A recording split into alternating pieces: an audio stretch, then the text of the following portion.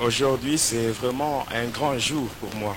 Leo kweli ni siku kubwa juu yangu, Un jour de joie. siku ya furaha, Le jour où je parle sur ce que le Seigneur Jésus a fait dans ma vie. siku ile nasema maajabu ile Bwana Yesu alifanya maisha yangu. Amen, amen. Amina. Avant cela, Mbele ya ile que le Seigneur Jésus ait pitié. Que le Seigneur Jésus ait pitié. Bwana Yesu apate kuhurumia Les petits sorciers qui m'ont piégé le mercredi passé. balozi kidogo bale walinikombanisha siku ya tatu ile ilipita. Ils ont fait un complot pour que je sois frappé de paralysie Balichangana ili nipate kupooza. à partir de la porte. Balikuwa kule kumulango. Eh bien, mais faites attention. Wapendwa, mfanye angalisho. Et si j'attire l'attention des petits sorciers, faites attention. Hapa na kokota angalisho ya balozi kidogo kidogo. Je ne témoigne pas pour ma gloire, Sishuhudie juu ya utukufu wangu, mais je témoigne pour la gloire de Jésus. lakini nashuhudia juu ya utukufu wa Yesu Kristo. On ne se moque pas de Dieu. Aba mchezi yake Mungu. Amen. Amina. Déjà ceux-là qui étaient dans le complot, ils savent déjà de quoi je parle. Huko bale walichangana juu ya kunikombanisha, banajua ni kinini niko nasema. Amen, amen. Amina. Les petits sorciers. Amen. Amen. Bon, ce n'est pas ce qui nous intéresse pour la journée d'aujourd'hui. Haina kazi ile tutafanya siku ya leo. Pour la journée d'aujourd'hui, je parle sur ma délivrance. Siku ya leo niko nasema juu ya ufungulivu wangu. Lisons la parole de Dieu. Tusome neno la Mungu. Luc 15, verset 24.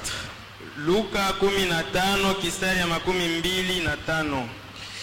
Luc 15, 24, nous lisons au nom de Jésus. Car mon fils que voici était mort, et il est revenu à la vie. Il était perdu, et il est retrouvé. Ils commencèrent à se réjouir. Kwa sababu mwana wangu huyu alikuwa amekufa na amefufuka. Alikuwa amepotea, sasa ameonekana. Nao wakaanza kufurahi pamoja. C'est un grand jour pour moi. Ni siku kubwa juu yangu. Jonas que vous voyez Huyu Yona munaona était perdu, alikuwa anesha kupotea, mais il est retrouvé. lakini anapatikana tena. Jonas que vous voyez, Jonasi huyu munaona il était mort, alikuwa anesha kufa, mais il est revenu à la vie lakini anarudi tena kuuzima par la grâce de Jésus. kwa neema ya Yesu. Voilà pourquoi, Ndiyo kwa maana avant d'entrer dans le témoignage, mbele ya kuingia mushuhuda, j'aimerais que tu adresses une petite prière à Dieu. nilipenda ufanye maombi mfupi kwa Mungu. Tu dis seulement à Jésus, Umwambie Yesu, Seigneur, j'ai besoin de contempler ta gloire Bwana, niko napenda niangalie bunene bwako au travers de la délivrance que tu as accordée à l'homme qui parle. kupitia ufungulivu ule ulimpatia ule mtu mwenye kuna shuhudia. Nous élevons nos voix et nous prions au nom de Jésus. Tupandishe masauti yetu na tuombe mjina la Yesu.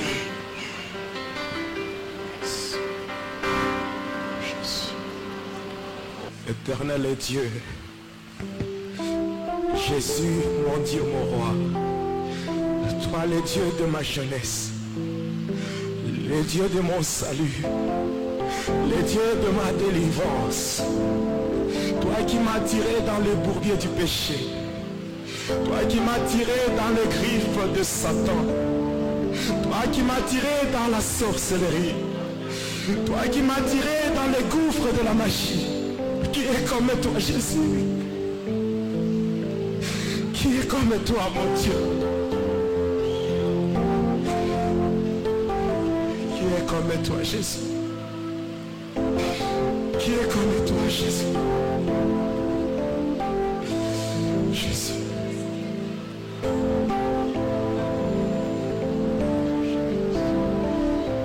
Jésus. Jésus. Comme toi, Jésus, moi qui me nourrissais de la chair humaine, moi qui buvais le sang humain, Jésus, Jésus, moi un criminel, moi un assassin, Jésus.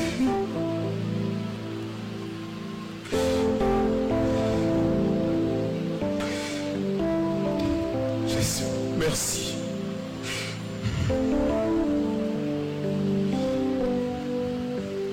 Merci Jésus.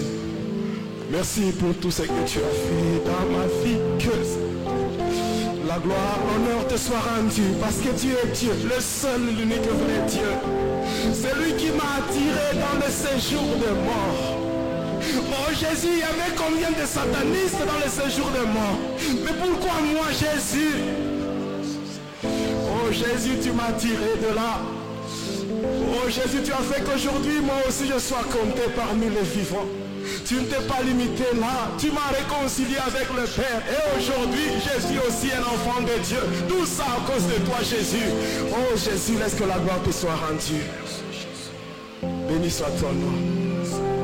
Couvre-moi dans ton sang, Jésus. Que ton esprit me prenne en charge. Afin qu'aujourd'hui, tout ce que je vais expliquer, je vais dire, puisse Seigneur montrer et refléter ta gloire.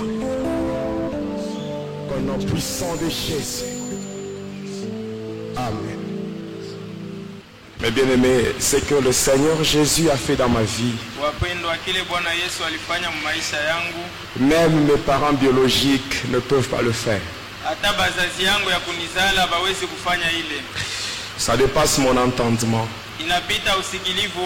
Parce que si j'essaie un peu de faire la rétrospection de ma vie, je vois ce que j'étais. Et je vois ce que je suis devenu. Tout ça c'est par la grâce de Dieu. Que le Seigneur Jésus soit glorifié. La fois dernière, c'est-à-dire le mercredi, j'ai parlé sur ce qui m'était arrivé lorsque j'étais entré dans une église. J'étais entré dans l'église, non pas avec l'intention de chercher à être secouru, parce que j'étais fâché.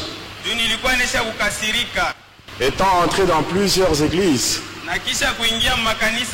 sans trouver la solution à mon problème, ce jour-là, le 3 février 2003, lorsque je passais en route, j'entends dans une église, on parle sur la sorcellerie. Alors je me disais à moi-même, ces gens, ils parlent souvent sur la sorcellerie, le lien démoniaque. Mais si on leur présente un cas concret, ils ne font rien. Et ainsi je m'étais infiltré dans l'église pour invoquer le démon. C'est là où je m'étais arrêté le mercredi. J'étais tombé et on m'avait fait sortir à l'extérieur. Et par après, quand j'étais à l'extérieur, c'est à partir de ce moment-là que la communication avec Lucifer était rétablie. Et il m'avait demandé de rentrer dans l'église et de tuer 2 personnes. J'avais obéi et j'étais rentré. À la place où j'étais, j'avais laissé là-bas mon colis. Et j'avais récupéré cela. Et là, après je l'avais ouvert. J'avais soutiré de là un couteau. Et avec ça, ayant le couteau à la main, j'avançais maintenant. Et pendant que j'avançais avec le couteau, cette fois-là tout le monde avait peur. Parce qu'avec la masse que j'avais une déformation totale sur le plan physique. Avec le sport que je faisais, la culture physique, l'haltérophilie. Alors, avec cette masse-là et le couteau, et les gens avaient peur, commençaient à reculer. Et subitement, je vois devant moi une lumière. Et dans cette lumière, il y avait une voix qui était sortie. La voix avait dit, donne. J'avais donné. J'étais tombé, j'avais perdu connaissance. On m'avait pris dans un taxi et on m'avait conduit au quartier mission. na bananipeleka ku quartier mission au croisement des avenues Nguba et Changalele. kuma panda njia ya avenue Luba na Changalele. Étant là-bas, Mwenye kupatikana kule j'avais repris connaissance. nilirudisha sasa ufahamu. Nous étions dans une parcelle. Tulikuwa katika lupango Et moja. moi, on m'avait mis au garage. Na mimi baliniweka kule ku garage. Et quelque temps après, j'avais remarqué que mon colis était là.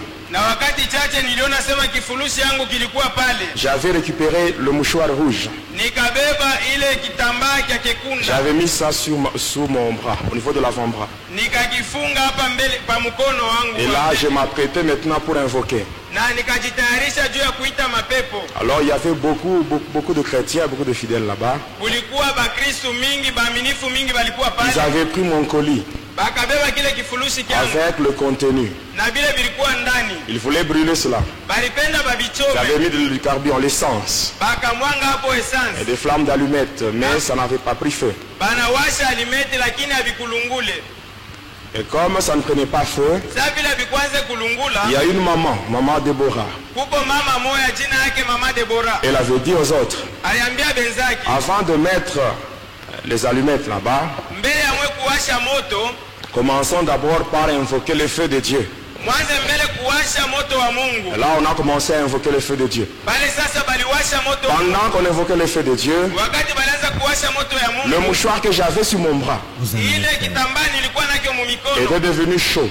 Kikaanza kuwa na kifukutu. Je l'avais lié sous mon bras. Nilikuwa nisha kifunga pa mkono Il wangu. s'était ouvert de lui-même. Na kinajifungukia kyo Il kenyewe. était tombé par terre. Kinaanguka chini. Alors là, c'était compliqué. Pale sasa bilikuwa hatari. On avait mis maintenant de la flamme Baliwasha sasa moto. et ce fétiche-là avait pris feu. Na ile madawa ile ikalungula. Alors je me disais, Sasa nikasema je dois prendre fuite. napasha sasa kukimbia. Je dois prendre fuite parce que ces gens risquent de me tuer. Nitakimbia jua babantu banatarika kuniua. Je regarde devant la barrière. Naangalia mbele ya Je bariere. vois de l'autre côté de la barrière. Naona ile ngambo ingine ya Et là, bariere. j'avais vu maintenant les esprits du monde de ténèbres. Pale niliona sasa mapepo ya ulimwengu wa giza. Ils me demandaient de les rejoindre là-bas. Balianza kuniomba nipate kubakutanisha kule. Au lieu de venir dans la parcelle me récupérer, Hali yabo kuingia humu ndani ya parcelle kule ils me demandaient de les rejoindre. Bo wanapenda nitoke Et pour moi, le diable et ses démons, ils sont moins sérieux. Bale bademo abego bamiza. J'ai toujours dit, mes bien-aimés, Nasemaga hivi wapendwa. quand tu vas dans une mission avec le diable Wakati unaenda kutumika Avec kazi les ya démons. shetani na bapepo. et que les choses commencent à se compliquer, Na vitu vinaanza le kukurukia. diable et ses démons, ils prennent fuite. Shetani na Il mapepo te yake laisse beko seul. nakimbia banakuacha peke Mais yako. quand tu vas avec Jésus, Wakati unaenda na quand Yesu. tu vas avec Jésus, Wakati unaenda na Yesu. tu arrives là, Unafika les choses se compliquent. vitu vinavuka. Mais Jésus va seulement te dire ceci, mets-toi derrière moi et moi-même je vais combattre à ta place. Voilà Jésus, le véritable Dieu. Hosanna FM. Et je commençais maintenant à fuir.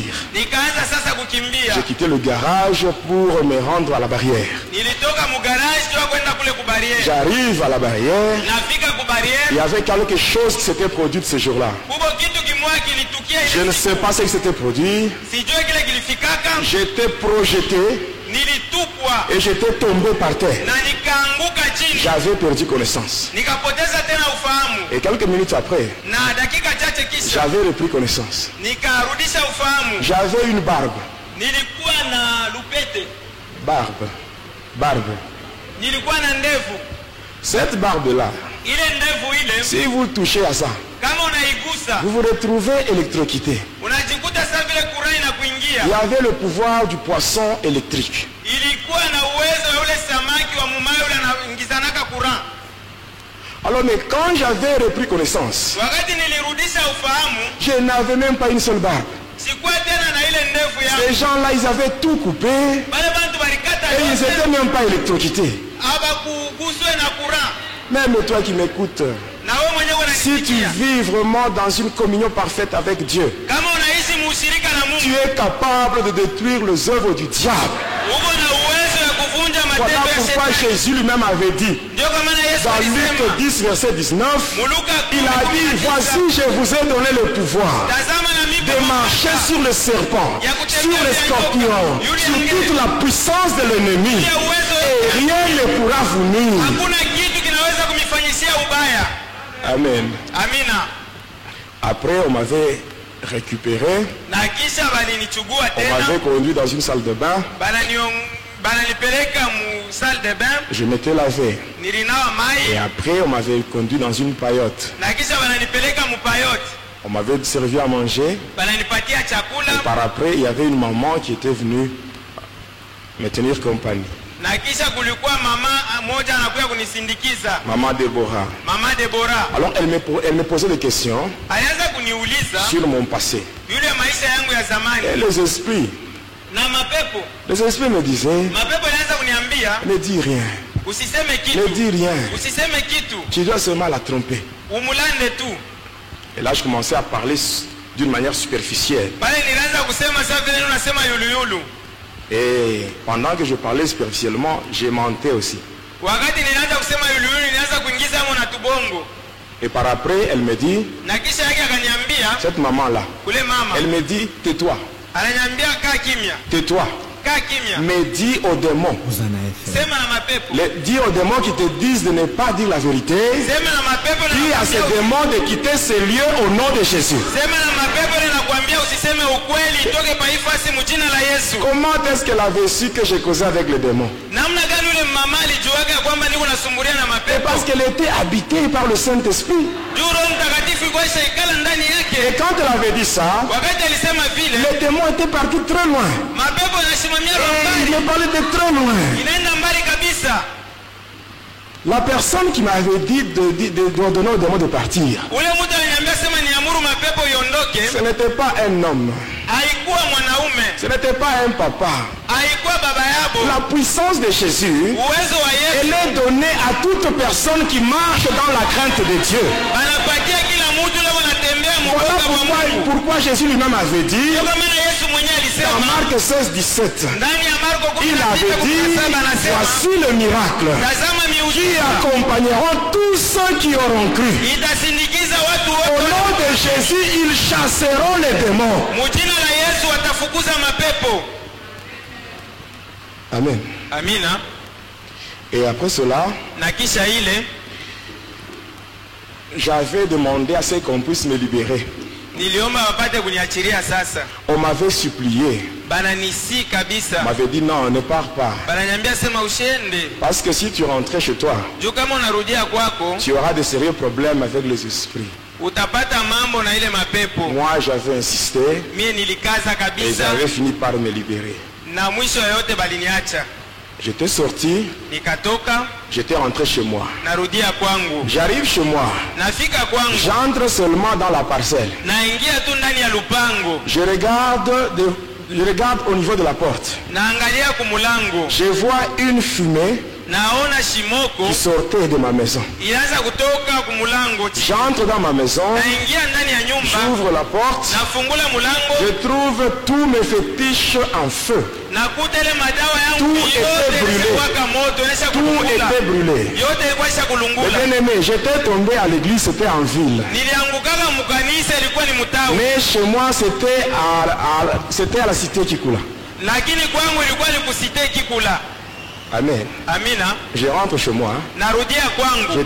je trouve le feu Nakuta moto. sur tous mes fétiches, Yule ile madawa yote. mes livres mystiques. Yule vile mabitabu yote ya Et bien siri. aimé, notre Dieu, Mungu wetu c'est le Dieu qui répond par le feu. ni Mungu yuko najibu C'est le kupitia Dieu qui moto. répond par le feu. Ni Mungu yuko najibu kupitia S'il y moto. a un sorcier qui te dérange au village, Kama kuko mulozi ile mwenyewe anakuzuru yuko kumukini tu n'as pas besoin de te rendre au village. haupashe kwenda kule kukijiji. Toi, tu invoques le feu ici à Lubumbashi, Wewe ingia moto. mais lui reçoit le feu là-bas au village. Il reçoit le feu à partir de là. Atasipokea moto.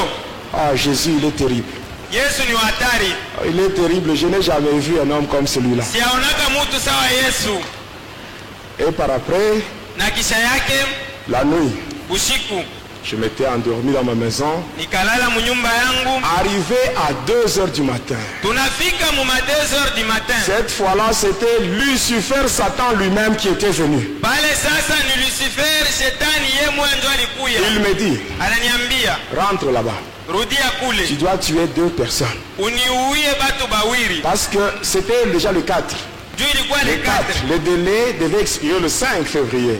Na dele ilipasha kumalizika le 5 Et il me février. dit, si tu n'arrives pas à tuer ces 2 personnes-là, anasema kama uwe pale batu bawili, le 5 c'est toi-même qui mourras. le 5 février ni wewe ndio utakufa. Alors le matin, Sasa asubuhi j'étais rentré là-bas, nikarudia kule à l'église où étaient logés les serviteurs de Dieu. kukanisa kule kulikuwa watumishi wa Mungu. Alors quand j'étais arrivé là, Wakati nilifika juste kule, quand j'étais au niveau de la barrière, wakati nilifika tu pa ces barriere, gens-là, quand ils m'avaient vu, wale bantu wakati ils waliniona étaient très contents. balifurahi Très sana, contents. banafurahi sana. Alors j'étais entré Sasa niliingia, avec la mission de tuer 2 personnes. nilikuwa na ile kazi ya kuua watu bawili. Je faisais tout ce qui était possible pour les énerver. Nilianza kufanya yote liliwezekana ili nipate Mais kubalenganisha, eux, ils me regardaient lakini bo banaanza kuniangalia avec joie, na furaha, malgré tout ce que je faisais. ingawa yote nilianza Ils ne kufanya, faisaient que manifester devant moi l'amour. bo banaanza kuonesha mbele yangu Et mapenzi. à cause de cet amour-là, Kwa ajili ya mapendo je n'avais pas su balionyesha, les atteindre. sikuweza na muda ya L'amour, c'est une arme kuwakombanisha. efficace contre la sorcellerie. Mapendo inakuwa silaha ya nguvu ya kukombanisha nayo buloji. Alors, j'étais là, Nilikuwa pale, arrivé vers 18h. tunafika ma 18h, Il m'avait même demandé de rester là-bas. bananiomba sema nibakie kule. Arrivé à 18h, Nafika ma 18h, je savais que j'avais raté ma mission. nilijua ya kwamba sikutimiza kazi vile Et je baliniambia. savais qu'à minuit, le 5, Nilijua kusema muma minui le le 5 diable allait me tuer. shetani alipasha kuniua, Et avant de mourir, na mbele ya kufa il devait envoyer des esprits méchants alipasha kutuma mapepo mchafu pour me tabasser. juu nipike mbele, Et je savais que j'allais mourir seulement après avoir subi des douleurs impossibles. na nilijua kwamba nilipasha kufa kisha kusikia maumivu ya nguvu. Alors je m'étais dit à moi-même, Sasa nikajisemezea ndani Je te yangu dis mwenyewe, ceci. nikasema hivi, au lieu de subir des douleurs avant de mourir, baada ya mi kuishi ile maumivu mbele ya mi kufa, je dois mettre fin à ma vie. napasha kujiua mi mwenyewe. Alors là, je m'étais fait passer comme un malade. Sasa pale najifanya sasa vile niko mgonjwa, J'avais demandé à une maman qui était là, maman Alphonsine Kaloubi. na muomba mamamu alikuwa pale, mama Alphonsine Kalubi, J'avais demandé de me payer des produits contre la malaria. na muomba niuzie madawa ya malaria. Alors on na avait kutunza envoyé un malaria. frère. On avait envoyé un frère. Banatuma ndugu moja, À son retour, il m'avait apporté une plaquette de 10 comprimés de quinine 500 mg. ananiletea plaketi moja ya kinini ya dikomprime 500 mg Et 6 comprimés de paracétamol. na 6 comprime ya paracetamol, Et on m'avait même présenté une chambre où je devais passer la nuit. na bananionyesha chumba ya kulalia mule nipasha kulalia. J'étais là, Nilikuwa pale, arrivé à 23h30. nafika mwa 23h30, Je m'étais dit ceci. nikajiambia hivi, Au lieu de mourir après avoir reçu des douleurs, bahali ya kufa kisha kupokea maumivu, je dois mettre fin à ma vie. nimalize mi mwenyewe maisha yangu. J'ai pris 10 comprimés de quinine 500 mg. Nikabeba dikomprime ya kinini 500 mg, J'avais bu cela en une seule prise. nikaikunywa yote mara moya. Je prends les 6 comprimés de paracétamol. Nabeba 6 comprime ya paracetamol, J'avais bu également. nikaikunywa yote mara Et je moya, m'étais allongé na nikalala avec l'espoir na ile tumaini de mourir en plein sommeil. ya kufa mubushingishi. Mais le lendemain matin à 7h, Lakini kesho yake asubuhi mu 7h j'ouvre les yeux, nafungula je macho, me rends compte que je suis en vie, navumbula kwamba je sikukufa, n'ai même pas de malaise, sina hata na maumivu, même pas de moi dans les oreilles. sina hata na ile makelele ya kinini mumashikio. Vous voyez, quand vous prenez un seul comprimé de quinine, hein, Unaona kama unakunywa kinini vous voyez kimoja, les effets secondaires. munasikia vile munasikia Quand kisha vous prenez kunywa. 2, Wakati unakunywa biwili, et moi j'avais pris 10, mimi nilikunywa 10 mara moya, tout cela pour mettre fin à ma vie. yote ile juu ya kujiua. Parce que les choses que j'avais touchées Juu vile vitu niligusaka étaient devenues compliquées. bilikuwa vya matata. Toi qui m'écoutes, Wewe mwenyewe toi kunisikia, qui continues encore à traîner avec les fétiches, wewe mwenyewe ungaliko unabakia na je madawa, t'assure, na je kuhakikisha t'assure, na il kuhakikishia y aura un temps. kutakuwa wakati Ces mmoja choses-là vont te compliquer. vile vitu Tu vitakuvuruga, vas chercher la mort, mais utatafuta tu ne la verras pas. lakini Tu hautakuwa. as l'occasion, donne ta vie à Jésus, Uko na bahati ya abandonne tes kupatia. histoires, Weka maisha yako kwa abandonne la Yesu. saleté que tu as. Acha kule uchafu kwa La hapo. sorcellerie,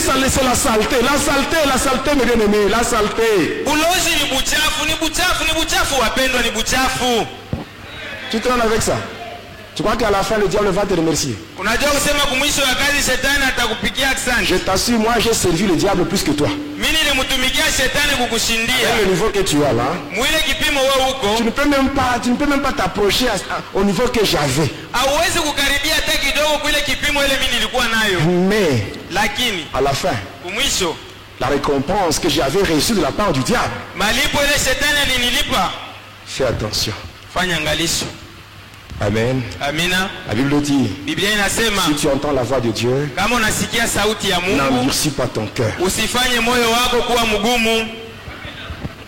Amen, amen. Amina. J'étais resté là-bas. Nilibakia pale. Le matin, Asubuhi ils sont venus me voir. banakuya kuniona. Pose la question, où sont partis les comprimés qu'on t'a remis? Binini vyote vile tulikupatia binenda wapi? J'ai dit, j'avais tout pris, j'ai pris tout. Sasa nilivikunywa vyote. Mais toi, tu es malade ou quoi? Sasa uko mgonjwa au nini? Mais tu n'es pas mort. Au kukufa? Tu n'as même pas de vertige. Hauna tena Même kizunguzungu. pas des effets secondaires. Hauna tena matokeo minyume. Ils étaient aussi surpris. Na wao wanashutuka. Alors pour m'aider à prendre la décision, Juu ya kunisaidia nichugue mpango. ils sont allés chercher un ex-sataniste. Banenda kutafuta mtu wa zamani ule alitumikiaka shetani. Quelqu'un qui avait donné sa vie au Seigneur Jésus avant moi. Ule mtu alikaaminiaka mbele yangu. Au niveau de la province du Katanga, Humu mu province ya Katanga, il était le champion de tous les catcheurs. alikuwa champion wa bakacher bote. Dans le catch, on l'appelait Maître Tiro. Mukachi balimuitaka Maître Tiro. Et aujourd'hui, son nom c'est Papa Jean-Marc. Na leo jina yake ni Papa Jean-Marc. Cet homme m'a beaucoup aidé. Ule mtu alinisaidia Il m'a mingi. beaucoup aidé. Alinisaidia bia Pour que mingi. j'arrive à prendre la décision de me séparer avec Lucifer. Ili nichugue mpango wa kutengana na Luciferi. Toujours dans mes prières, je dis toujours à mon Dieu de bénir cet homme-là. Mu maombi yangu na muombaka Mungu Il amubariki m'a ule prodigué mtu. beaucoup de conseils. Alinipatia mashauri mingi. C'est un papa qui m'a beaucoup aimé Ni papa moya alinipenda et il sana m'a soutenu dans ma conversion. na alinisaidia ndani ya kuamini kwangu. Alors quand il était venu, Wakati alikuya il m'avait parlé ananisemezea et après il était parti. na kisha akaenda. Quand j'étais resté là-bas, Mie nilibakia pale. Amen. Amina. Qu'est-ce qui s'était passé? Ni nini Un ilipitikanika? frère était venu me voir. Ndugu mmoja alikuya Il kuniona, me pose des questions sur la magie ananiuliza kuhusu uchawi. et j'avais parlé superficiellement. Nilisema juujuu Et il était parti.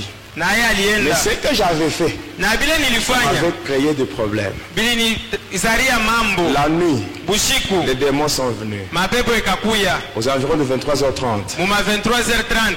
D'abord, quand ils sont arrivés, Wakati balifika ils ont commencé par couper le courant. bakaanza mbele kukata courant. Toutes les maisons étaient éclairées, Ile manyumba yote mulikuwa umeme mais seulement là où j'étais, mpaka mule mwenye mimi il y nilikuya avait une obscurité totale. mulikuwa giza moya Là, les démons matata. m'avaient frappé sérieusement. Ile mapepo ikanipika De sana 23h jusqu'à 4h du matin. tangia 23h mpaka 4h Là, du j'avais matin. perdu beaucoup de sang. Pale nilivuya damu sana. Et j'étais resté là-bas.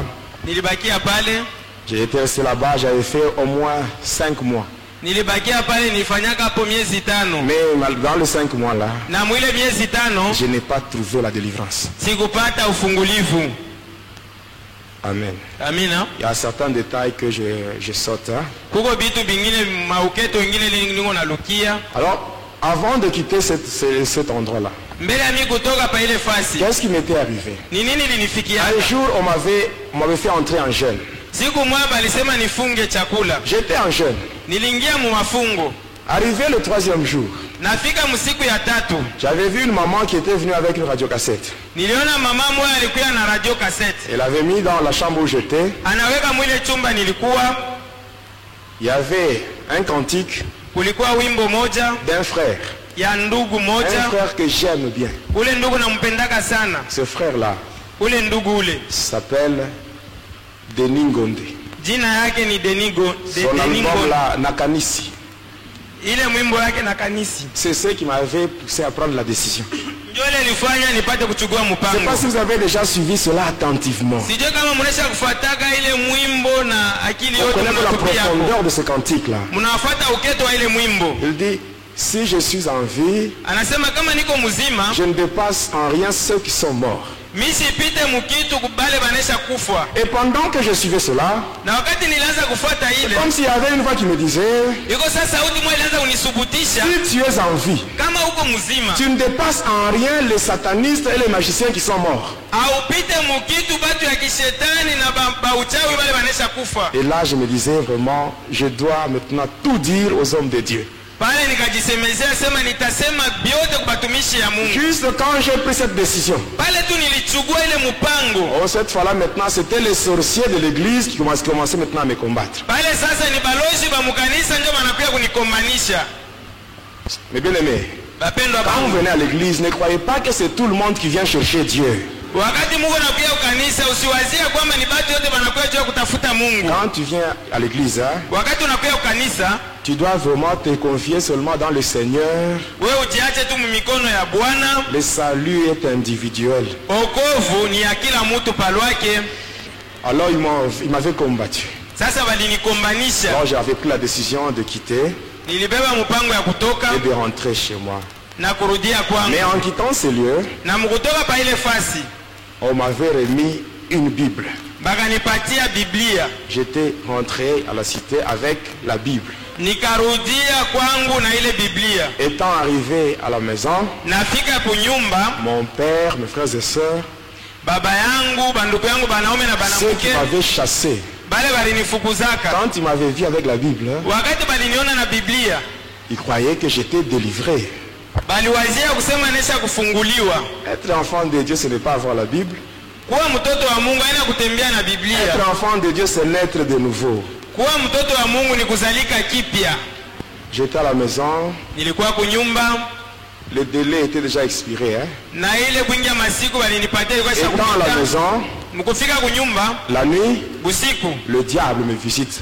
shetani Et il me ananipegua, rappelle ananikumbusha que je devais lui donner 2 personnes. ya kusema napasha kumupatia batu bawili.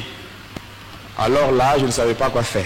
Pale sikujua tena kya kufanya. J'étais allé voir un pasteur Nikaenda kumuona pastori moja à l'église méthodiste, kukanisa kimetodisti, le pasteur René Fan. ule pastori René Faye.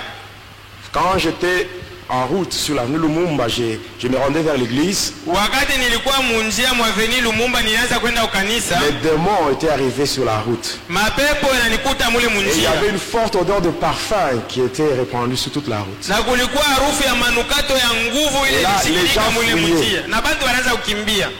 Ce n'était pas facile pour arriver à l'église. Haikuwa kiepesi nifike Et quand j'étais ukanisa. arrivé, Wakati le nilifika, pasteur avait prié pour moi. pastori ananiombea, J'étais tombé par terre. nikaanguka Et chini, par après, na kisha je yake devais rentrer à la maison. nilipasha kurudia Le kunyumba. pasteur me donne un frère, Pastori ananipatia ndugu moja un muisa intercesseur na muombezi pour m'accompagner. juu ya kunisindikiza. Étant arrivé à la maison, Nafika kunyumba, je m'étais allongé dans le canapé. nikalala mukanape. Quand j'étais là, Wakati on nilikuwa me pale, contacte à partir du monde de ténèbres. upatano na ile dunia ya giza, On me dit, ananiambia tue cet homme. uwa huyu mtu. Et là, je l'avais pris comme ça. Pale sasa nikamubamba Je hivi, l'avais jeté par terre. nikamutupa chini, Et je m'étais assis sur sa poitrine et je l'étranglais avec mes mains. nikamwikalia pakilari na naanza kumuvinya Et panshimu. subitement, mon petit frère, celui qui vient juste après moi, Na mara moja mdogo yangu ule anazalika kisha mie, il était entré dans la maison. akafungula mulango anaingia Et munyumba, il m'avait appelé. akaniita. Et c'est à ce moment-là que je m'étais rendu compte que j'étais en train de commettre quelque chose qui m'a été dicté par le diable. Ni mwile wakati sasa nikashutuka, nikavumbula kusema nilianza kutimiza kitu kile shetani aliniambia. Et juste quand j'avais laissé ce frère, Na kisha mimi kumwacha ule ndugu, il a trouvé la porte ouverte, il est sorti et il est parti pour akaona tu mlango wazi, akatoka anaenda. Et après, Na kisha le yake soir, quand mon père était rentré du boulot, magharibi, wakati baba yangu alirudia kutoka kazi, il me voit, il me dit, ananiona na ananiambia, moi je croyais que tu t'es converti. mimi niliwazea kwamba unaisha kuamini, Donc tu es venu juste pour nous flatter. ni kusema ulikuwa tu juu ya kutudanganya. Ainsi, je te dis maintenant cette fois-ci, Hivi sasa nakwambia hii mara tu pars pour du bon. na kufukuza kwa Même si lote. tu arrives là-bas, tu t'es converti. Hata kama unaenda kule unaamini, Ne reviens plus chez moi. usirudie tena kwangu. Et là, j'étais sorti. Pale sasa nikatoka, J'étais allé quelque part et je m'étais trouvé une maison. Nikaenda fasi moja nikapata nyumba. Et je m'étais installé là. Je restais là-bas seul. Nikabakia kuile nyumba mi moya. Et une tante paternelle était venue me voir. Na shangazi yangu ngambo ya baba yangu akakuja kuniona. Elle m'avait conduit dans leur église. Akaniongoza mkanisa yabo. Tabernacle de Branamiste. Tabernacle ya babranamiste. Arrivé là-bas, on m'avait baptisé. Nafika kule bananibatiza. Après le baptême, on me dit, frère, tu peux rentrer chez toi, tu es délivré. Na kisha ubatizo bananyambia ndugu rudia kwako unaisha kufunguliwa. J'étais rentré. Nikarudia. Ma tante était allée voir mon père. Shangazi yangu anaenda kuona baba yangu. Elle lui dit que vraiment ton enfant est totalement délivré. J'étais là quand sa délivrance s'était passée. Mtoto wako anaisha kufunguliwa, nilikuwa pale ufungulivu wake ulianza kupitikanika. Mon père était content. Baba yangu alifurahi. Il voulait que je rentre à la maison. Alipenda nirudie tena kwa Mais nyumba. moi-même conscient de ce que j'étais, Lakini mie mwenye kuwa na sabiri si je rentre à la maison, akasema kama narudia kwa je nyumba serais vraiment un danger pour ma famille. nitakuwa hatari juu ya jamaa Alors, yangu. s'il faut mourir, Kama inabidi nifwe, que j'aille mourir seul. nikufe peke Et yangu. j'étais rentré chez moi. Nilirudia kwangu. Étant là-bas, Mwenye kuwa kule, j'étais allé voir maintenant le pasteur, le même pasteur la méthodiste. nikaenda kuona pastori moja moja wa J'arrive chez lui, il Kimethodiste. me donne rendez-vous pour le lendemain à 14h. Nafika kwake ananiambia sema tupatane kesho yake ma 14h. Lendemain à 14h, j'étais chez lui. Na kesho yake ma 14h nilikuwa kwake. J'arrive là, je demande à sa femme qui me dit qu'il n'était pas là et qu'il était allé voir le surintendant. Nafika kule bibi yake ananiambia kuwa ako alienda kuona surintendant. J'étais rentré. Nikarudia. Lendemain encore, j'étais là. Na kesho yake tena nikaenda. Même chose. Kukakuwa kitu Maintenant, kimoja quand j'ai kimoja. quitté la maison du pasteur Wakati nilianza kutoka sasa et mnyumba j'ai ya rentré pastori, chez moi, nikaanza kurudia j'arrive au kwangu. croisement des avenues Lumumba et Kakontwe. Nafika pa mapanda njia Avenue Lumumba na Kakonto. Et là, on m'avait maintenant appelé à partir du monde des ténèbres. Pale sasa dunia ya giza ikaniita. Et là, on m'avait appelé, on me dit, Bananiita toi, tu bananyambia. n'as pas encore compris.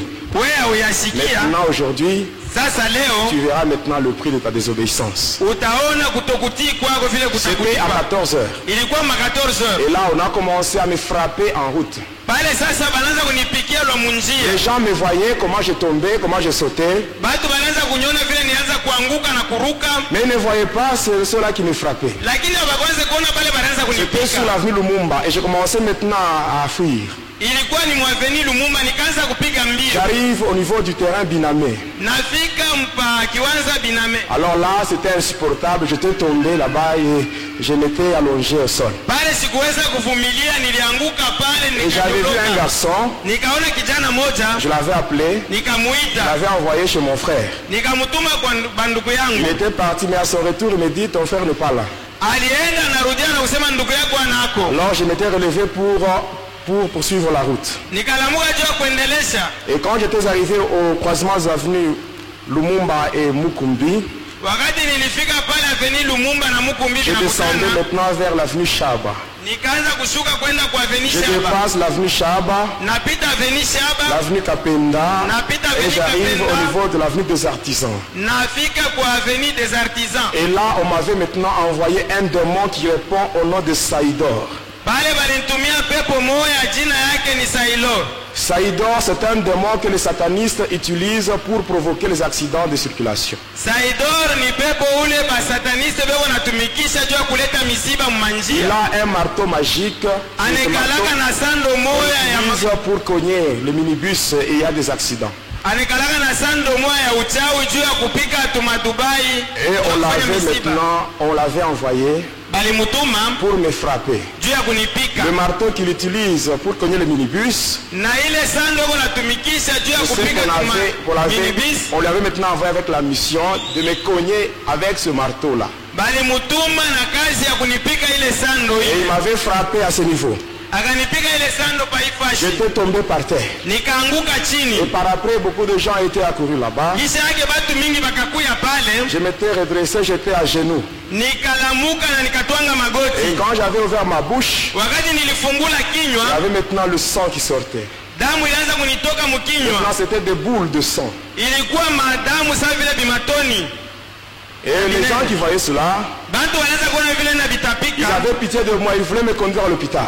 Bali nishikilia buluma walipenda Alors wanipeleke là, kwa hospital. j'avais manifesté une opposition. Pale nikakatala. Parce que je savais que si on me conduisait à l'hôpital, c'est là où on devait m'achever. Nilijua kusema kama naenda kwa hospital njo kule batenda kuniuia. Et je m'étais relevé, j'ai continué. J'arrive à un certain endroit, il y avait un petit pont. Nikalamuka nikaendeleza, nafika fasi moja palikuwa kakilalo kidogo. Donc là j'étais tombé par terre. Pale sasa nikaanguka tena Je ne chini. savais plus comment marcher. Sikuweza tena kutembea. Et là je marchais maintenant à quatre pattes. Nikaanza kutambala. Et là pendant que je marchais à quatre pattes, Na pale wakati ile nilianza kutambala, je perdais toujours le sang par la bouche. nilianza kutambala ndio unapoteza paka damu. Et après j'avais un peu de renouveau et courage pour aller chez moi. Nikachugua hodari ya kusimama na Juste kwenda quand kwangu. j'étais arrivé à la porte, Wakati nilifika j'ouvre kumulango, la porte, j'entre. nafungula mulango naingia. Les démons m'attendaient déjà. Mapepo yalikuwa uningojea Et kule. là, on m'avait frappé sérieusement. Kule tena bakanipika tena. J'avais perdu beaucoup de sang. Nikavuya tena damu mingi. Et à la fin, on me dit, Na kisha yake bakanyambia, n'ose plus faire ça. usifanye tena hiki kitu. Mais tu dois maintenant réciter la prière de la salutation de Marie et la prière de notre Père 3 fois. Unapasha kusema maombi anakuamkia Maria na baba yetu aliye mbinguni mara 3. Et quand j'avais fait cela, j'étais resté chez moi. Wakati nilifanya ile maombi nikabakia kwangu. 2 jours plus tard, Masiku mbili j'étais kisha encore parti chez le même pasteur. nikaenda pale kwa pastori moja Cette moja. fois-là, c'était la nuit, Ile mara nilienda usiku à 19h. uma 19h. J'arrive chez lui, je frappe à la porte. Nafika kwake na konkola. Il y avait des gens qui parlaient à l'intérieur. Kulikuwa bantu wanaanza kuzungumza mule J'entendais même ndani. tout ce qu'ils disaient. Ninaanza kusikia na vile wanaanza Je frappe à la kuzungumza. porte. Na konkola. Je frappe à la porte, Konkola. mais il n'y avait personne qui avait ouvert. Hakukuwa ule Et alinifungulia après mlango. cela, la pluie avait commencé. Na kisha ile mvula ikaanza Une kunyesha. forte pluie. Mvula moja ya nguvu. J'étais là, Nilikuwa pale. mouillé complètement. Nilikuwa nisha kulobana. Alors j'avais ramassé un petit caillou. Nikalokota kairiwe Je kashiwe me kidogo. disais, si je Nikasema frappe avec la main, kama na konkola na ils ne mkono vont pas entendre à cause du bruit créé par la pluie. abatasikia kwa ajili ya Je frappe makelele ya avec une mvula. pierre. Nikonkole na aka karibu. J'avais frappé Nikakonkola na jusqu'à karibu 22h mpaka ma 22h. sans réponse. Aba kunijibu. Et j'ai sorti maintenant de la parcelle du pasteur Nikaanza kutoka sasa mulupango ya et pastori je rentrais maintenant. na nikaanza kurudia. Aux environs de 22h30. Muma 22h30 J'arrive toujours au croisement des avenues Lumumba et Kakonte. nafika pale Lumumba na Kakonte bila kutanishana. Là vraiment, j'étais au bout. Pale nilifika kumwisho. Je m'étais mis à genoux. Nikatwanga magoti. Et là, j'ai pleuré. Na pale nikalia. Il y avait une forte pluie. Mvula ilikuwa inanyesha ya Et nguvu. là, je disais, Dieu, Nikasema Mungu, tue-moi. uniue. Tue-moi. Uniue. Parce que je cherche la délivrance, Juu natafuta kufunguliwa mais je ne la trouve pas. lakini sipate. Je n'ai pas cherché à être ce que je suis. Sikutafute kuwa hiki niko. Mais ce sont les gens animés d'une mauvaise foi qui m'ont introduit dans ces choses. Ni bantu ba makiri mubaya ndio wananiingisha mwivi Tout bitu. ça sans consulter ma volonté. Yote hii abakuuliza kutaka Et kwangu. comme je cherche la délivrance et que je ne la trouve pas, Wakati natafuta ufungulivu siipate. toi Dieu, je te demande de me tuer, j'en ai marre. Wewe Mungu nakuomba uniue Et j'étais seul, kinachoka. j'ai pleuré seul. Nikaanza kulia peke yangu. Et je regardais maintenant dans le ciel, Nikatazama sasa et là j'avais mbinguni. vu les éclairs. Nikaona mwangaza. Et en moi-même, je me disais, mais Dieu va maintenant répondre à ma prière, Ndani yangu nikasema Mungu anafia kujibu kwa parce maombi que la yangu. foudre va bientôt tomber sur moi. Juu radi itanyangukia mwakati chache. Et quelque temps après, la foudre était tombée à une très grande distance de là où j'étais. Na wakati chache radi ikaangukia Lwambari. Je m'étais relevé et j'étais rentré chez moi, fatigué, découragé. Nikasimama na narudia kwangu nesha kuchoka. Et un jour, Na siku moja j'étais découragé. nilikuwa nesha kupoteza kiasi. Je n'invoquais pas le diable. Sikwanza tena kuita shetani. Je n'allais plus aux églises. Sikwanza tena kwenda kumakanisa. Alors un jour, je m'étais rencontré avec un ami, le frère Jérôme. Siku moja nikakutanishana na rafiki yangu moja ndugu Jerome. Il me dit, mon ami, pourquoi tu traînes encore avec tes histoires ici? Ananiambia rafiki yangu John, nini ungalikuwa nakawia na bintu yako Je hivi? le regarde, Nikamwangalia, je lui dis ceci, namwambia hivi, l'argent que j'ai, ile makuta niko nayo, est-ce que toi tu peux en avoir?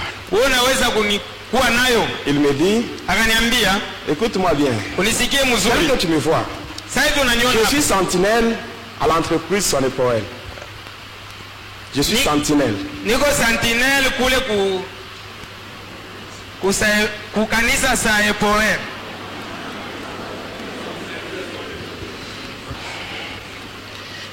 Et il me dit, na bakaniambia à la fin de chaque mois, kumwisho wa kila mwezi on me donne mon petit salaire. bego ananipatia mshahara wangu kidogo, Mais avec ce petit salaire na ile mshahara kidogo qu'on me donne, ile bego ananipatia j'ai quand même la paix du cœur. niko na salama ya moyo. Alors quand il avait dit paix du cœur, Wakati alisema salama ya moyo, ça m'avait beaucoup touché parce que c'est ça que moi je cherchais. ilinigusa sana, ndio ile salama mimi nilianza kutafuta. Et il me parle sur un frère, Ananisemezea hadithi ya ndugu moja, le frère Élisée, ndugu Elisha, qui avait donné son témoignage. ule aliletaka ushuhuda wake. Il a parlé sur le monde de Pandéminium. Alisema yule ile dunia ya Alors moi, pandemia, sachant très bien que ce que le frère avait témoigné était la vérité, kile ule ndugu alishuhudia ilikuwa ukweli. moi j'étais là en train de le décourager en lui disant non, c'est faux tout ce qu'on a dit. Mimi nilikuwa pale niko nampoteza kiasi, namwambia vya bongo vile vyote vile wanasema. Alors moi je lui pose la question, Mimi namuuliza, je lui dis ceci, namwambia le frère là qui a témoigné, ule ndugu alishuhudia, est-ce qu'il est délivré? eske anaweza kufunguliwa? Il me dit oui, est-ce que quelqu'un peut témoigner sur les œuvres du diable s'il n'est pas délivré? Ananiambia ndio, mtu anaweza kushuhudia makazi ya shetani kama Alors moi je lui asifunguliwe. dis, il a été délivré où? Alifunguliwa wapi? Il me dit à Kambov. Ananiambia kukambovu. Alors en moi-même je me disais, Ndani yangu dès que je me nikajiambia, sépare avec ce frère, je rentre chez moi, je paie le transport, je vais à Kambov pour chercher ce pasteur-là. ni unarudia kwangu, nabeba makuta, nalipa transport niende kukambovu nitafute ule pastori. Mais il me dit, non, ça ne vaut pas la peine. Ananiambia kusema Le pasteur là n'est plus à Kambov. ule pastori ana tena Mais kukambovu. il est ici à Likasi. Eko mu mulikasi. Alors il me donne son nom. Ananipatia jina Oh, c'est yake. le même pasteur. Juu pastori moja moja Je me rendais chez lui, mais il n'était toujours pas là. nilianza kwenda kwake, lakini sikuanza kumkuta. Alors je dis, mais tu te moques de moi. Nasema unanichekelea. Il me dit, ça va. Comme ce pasteur-là, tu ne l'as pas vu. Sasa vile ule pastori haukumkute, Je te donne l'adresse de notre pasteur. nakupatia anwani ya pastori Il mwingine. voulait me donner le numéro du pasteur. Alipenda kunipatia namba ya simu ya C'était un pastori. numéro Vodacom. Ilikuwa namba ya Vodacom. Il commence avec 081. Anaanza na 081. Mais au lieu de continuer, il me dit, non, je ne te donne pas son numéro. Baada ya kuendelea anasema sitakupatia hii namba. Parce que si je donne ton numéro, Juu kama nakupatia hii namba, tu risques d'aller donner ça au diable pour compliquer le pasteur. unaweza kumpatia huyo shetani juu kwanza kumkombanisha pastori. Mais comme si tu as besoin vraiment de l'aide de ce pasteur-là, Kama unapenda huyo pastori akusaidie, pas seulement chez lui. uende tu Il kwake. m'avait donné l'adresse. Akanipatia J'étais anwani. rentré chez moi. Nikarudia kwangu, J'étais rentré chez moi. nikarudia kwangu. C'était le 8 décembre Ilikuwa le 8 Desemba 2003. 2003. Je rentre chez moi, je m'échange Narudia kwangu, nabadilisha manguo, et j'étais allé chez le pasteur. nikaenda kwa pastori. J'arrive chez lui, je frappe à la porte. Nafika kwake na Sa konkola, femme m'avait très bien accueilli. bibi yake akanipokelea na Et furaha on yote, m'avait conduit au salon. na bakaniingiza msebule. Quelques 5 minutes après, le pasteur était venu. Dakika 5 kisha pastori akakuja Il avait prié. Et akaniombea, après, il m'avait demandé le pourquoi de ma visite. na kisha akaniuliza na kuia nini. J'avais expliqué. Nikafasiria, Il me dit, frère, ananiambia ndugu, aujourd'hui, leo tu seras délivré. utafunguliwa. C'est ce qu'il m'avait dit. Kila Et aliniambia. quelques minutes plus tard, Dakika chache il kisha me dit, viens. ananiambia kuya. On a quitté sa maison et on était parti à l'église. Tulitoka munyumba yake tukaenda C'était à 11 kanisa. heures. Ilikuwa ma 11 Il heures. me dit, tu restes ici Ananiambia bakia hapa jusqu'à 13 heures. mpaka ma 13 heures. Il y a un groupe de gens Kuko kundi moja ya qui watu viendront. itakuja. C'est eux qui vont prier pour toi. Ni ile kundi ndio Mais moi, je itakuombea. vais suivre seulement ton évolution. Mimi nitafuata tu vile peko na kuombea. Alors j'étais déçu. Sasa pale nikapoteza Je me kiasi. disais, mais moi je suis allé voir le pasteur Mimi nilikuja juu ya pastori. pour me délivrer. Juu pastori Lui anifungue. aussi, il me conduit chez d'autres personnes. Yeye ananipeleka kwa Mais watu bien aimé dans wengine. le Seigneur. Wapenda nani ya Quand vous Bwana? venez à l'église Wakati unakuja avec kanisa des problèmes na mambo yako et vous avez en tête na mkichwa yako l'idée de dire que c'est le pasteur qui donnera solution à votre problème, uko na mawazo ya kusema ni pastori mais vous serez déçu. ataleta jibu La kwa Bible mambo dit yako. aussi, Siku son moja homme unaweza se confie dans kufadhaika. l'homme. Biblia inasema alaniola anaweka Si tumaini tu ndani viens à yako. l'église avec ton problème, Kama unakuja kanisa na tu mambo vas te yako, dire en tête que c'est le Seigneur Jésus qui va donner la solution. weka mkichwa yako ya kwamba Et le Bwana Yesu pasteur, lui, atakupatia ce n'est jibu. qu'un instrument qui sera utilisé par Jésus. Na pastori ni chombo ile Yesu Et atatumikisha. quand là-bas, c'était à 11 heures, Na patikana kule maozo, il y avait un soleil vraiment piquant. jua ilikuwa ya makali kabisa. J'étais là seul. Nilikuwa pale peke yangu, En moi, maintenant, il y avait une lutte. ndani yangu sasa kulikuwa ile kabukomvi. D'une part, je me disais, que je reste seulement ici. Ngambo moja nilijambia nibakie paka hapa. D'autre part, je me disais, il fallait que j'aille voir une fille. Là, j'avais rendez-vous avec une fille. Ngambo wengine nilijambia sasa nikaone binti moja. Et finalement, je m'étais dit non, que je reste seulement. Ndani yangu nikasema nibakie tu. Arrivé à 13h, j'avais vu un groupe de gens. Ils n'étaient pas entrés dans l'église, mais ils étaient entrés dans une salle. Et quelques temps après, le pasteur était venu. Il m'avait demandé de le suivre. Et je m'étais arrêté au niveau de la porte. Il avait appelé le responsable, il avait causé avec eux.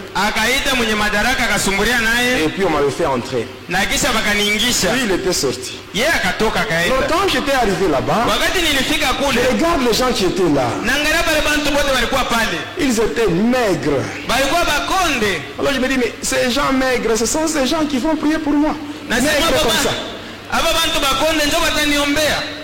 Mais bien aimé, la puissance de Jésus ne dépend pas de la morphologie du corps. Mais la puissance de Jésus dépend de la crainte de Dieu qui est en toi. Ils étaient nombreux, ils étaient plus de 30. Alors on m'avait conduit dans une autre pièce. Là il y avait un autre papa très maigre encore. Papa Jérémie.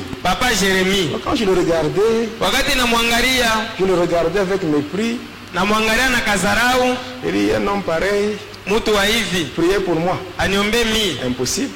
Alors je voulais parler avec lui. Et lui me dit, tais-toi. Mets-toi à genoux. Il n'avait pas imposé sa main sur moi. Il a commencé seulement à prier. Il n'y avait même pas de pasteur là. C'était seulement des intercesseurs seulement. Ils ont commencé à prier. Et après, les feux était descendu sur moi. Le feu commençait maintenant à me brûler. Alors là, c'était devenu impossible. Alors je me disais que j'envoie maintenant un démon. Un démon volant qui était en moi. Je l'avais envoyé. Et il était entré dans une sœur. Parmi les intercesseurs. Quand tu n'es pas dans la crainte de Dieu, ne t'attends pas de chasser les démons. La sœur, quand elle était touchée par ces démons, elle était tombée par terre. Elle avait perdu connaissance. Pour moi, ce que j'avais fait, je me disais, lorsque la sœur va tomber, lorsqu'elle va tomber, ces gens vont me laisser. Ils vont s'occuper de cette sœur. Mais à ma grande surprise, au lieu de me laisser, ils s'étaient divisés en deux groupes. Un groupe s'occupait de la sœur et l'autre groupe s'occupait de moi. Alors le feu était devenu impossible. J'ouvre les yeux mystiques. Je regarde par le mur. Même le mur là était transformé en flamme de feu. C'était impossible de sortir. Mais les démons étaient de l'autre côté. Ils me demandaient de le rejoindre. Et par après j'étais tombé, j'avais perdu connaissance. Et quelques temps après, quand j'étais maintenant revenu à moi-même, j'étais là debout. Debout. Et avec tous ces gens-là qui m'entouraient. Alors papa Jérémie s'était approché de moi. Il me dit, frère, comment t'appelles-tu? Mais bien aimé, ce jour-là, j'avais oublié mon nom. J'avais oublié mon nom. Et là je commence à dire, je m'appelle. J'avais oublié mon nom ce jour-là. Et il me dit, Dieu dit ceci. Ton nom à toi, c'est Jonas. C'est Jonas. Le nom de Jonas que j'ai, ce ne sont pas mes parents biologiques qui m'avaient donné ça. Mais c'est mon Père Céleste qui m'a donné le nom de Jonas. Et après, ils m'ont dit de revenir le lendemain. J'étais rentré chez moi. J'arrive chez moi. Les esprits étaient là. Il m'avait frappé, bakanipika, j'avais saigné nikatoka damu par les narines, les oreilles, même la bouche. mumpua, Même une oreille était bouchée. na masikio ikafunga. J'étais resté là. Nikabakia Je pale. disais, je n'irai jamais à l'église. Nikasema sitaendaka tena ukanisa. Maintenant, les gens là qui priaient pour moi, qui avaient prié pour moi, Bale bantu bale quand baliniombea. qu'ils avaient constaté que je ne venais pas, Wakati baliona sema et sikukuja. s'étaient arrangés pour me chercher. Bo banatoka kule banakuja Et kunitafuta. ils m'avaient trouvé. Na banapata pale nilikuya. Quand ils m'avaient retrouvé, Wakati wanapata pa nyumba yangu, amen, hein, amina, on était parti avec eux à l'église. tulienda nabo Ils kanisa, avaient prié pour moi. bakaniombea. Et quand ils avaient prié pour moi, Na kisha j'étais kuniombea, rentré. nikarudia tena. Arrivé un jeudi, Nafika jeudi moja j'étais dans ma hivi, chambre. nilikuwa mchumba yangu. Et étant dans ma chambre, Mwenye kupatikana ndani ya chumba, j'ai dit seulement ceci. nikasema Je hivi, me disais à moi-même, nikasemezea ndani yangu si mwenyewe, le diable pouvait me remettre tout ce qu'il avait pris. kama shetani anaweza kunirudishia vile vyote alishaunibeba. Amen. C'est ce que j'avais dit. Ndio kile nilisema. Je m'étais mis au lit. Nikapanda pa Le kitanda matin vers 5 heures, na asubuhi ma 5 heures je me réveille, je regarde sur la table. nalamuka naangalia pa meza, Il y avait un flacon palikuwa kachupa qui kamoja, contenait mes ongles, ma salive, mes cheveux. mule mulikuwa mankucha yangu, mate yangu Tout était na là. nywele yangu, yote ilikuwa ndani ya kale kanchupa. J'avais dit, si le diable pouvait me remettre, Nasema kama shetani s'il pouvait aliweza, remettre ce qu'il avait pris, aliweza kunirudishia bila j'avais kuchukua, réclamé nilivilomba et il avait remis. na anavirudisha. Même toi, tu peux réclamer ce que les sorciers ont volé dans ta vie. Hata wewe unaweza Tu peux réclamer au nom de Jésus. Il faut remettre, il faut remettre, il faut remettre. batakurudishia. Et quand j'avais vu cela, Wakati niliona ile, j'étais sorti. nikatoka. J'arrive dans la toilette, je jette cela dans le trou du WC. Nafika kule kuwese na itupa muntundu ya wese. Et j'étais rentré dans ma chambre. Nikarudia mchumba. J'arrive dans ma chambre, Nafika mchumba je yangu. regarde sur ma table. Naangalia pa Le meza. petit flacon que je venais de jeter, Kale kanchupa kale natokea kutupa, je le retrouve encore sur la table. nakakuta tena pale pa meza. Alors je me dis, Nasema, najambia, cette fois-ci, hii mara je l'amène à l'église. niipeleke sasa kukanisa. Et j'étais parti à l'église. Nikaenda kukanisa. C'était le vendredi 19 décembre. Ilikuwa mkazi tano 19 Desembre. Et j'étais arrivé à l'église. Nafika kukanisa, On avait prié pour moi. baliniombea Et après, on m'avait dit, na kisha bananiambia la nuit, usiku nous aurons une veillée de prière. tutakuwa na makesha ya Il maombi. faut que tu fasses tout pour venir ici. Fanya yote ukuwe mwile makesha. J'ai rentré chez moi. Nilirudia Mais avant kwangu, d'arriver chez moi, mbele ya mimi kufika kwangu j'étais passé nilipita chez la sœur qui était la mère de ma fille. kwa ule dada alikuwa mama yake ya binti wangu. Je lui avais dit ceci. Nikamwambia hivi, Moi, aujourd'hui, mie leo j'ai décidé nachukua mpango de rompre ya et kukatana de donner tous mes fétiches. na kuleta madawa yangu Je sais yote, que toi, tu as vécu avec moi. na yote kusema wewe uliishi na mie, Donc, tu es possédé aussi. ni kusema unaisha kushikwa. Ainsi, le soir, tu vas m'attendre ici. Magharibi utanichunga Je hapa, viendrai te chercher pour qu'on aille ensemble avec l'enfant à l'église. nitakuya kukuchugua ili twende pamoja na mtoto kukanisa. J'étais rentré chez moi. Nikarudia kwangu, Arrivé chez moi, je trouve sur ma table une lettre ultimatum. nikakuta kwangu mukanda moja unaisha kuandikwa. Quand j'avais ouvert la lettre, Wakati mimi nafungua j'avais lu le mukanda, contenu. Maintenant, à la fin, là, il y avait un cercueil et une croix qui était gravée avec le sang humain comme signature. na kumwisho ile mukanda, kumwisho kulikuwa sanduku ile banashikiaka batu na msalaba ilikuwa pale, saa vile saini ile banawekaka chini ya Alors, mukanda. quel était le contenu de la lettre? Ni binini banaandika ndani ya ile mukanda? On avait dit ceci. Banasema hivi, Comme tu cherches à nous fausser compagnie, saa vile unatafuta barafiki babaya,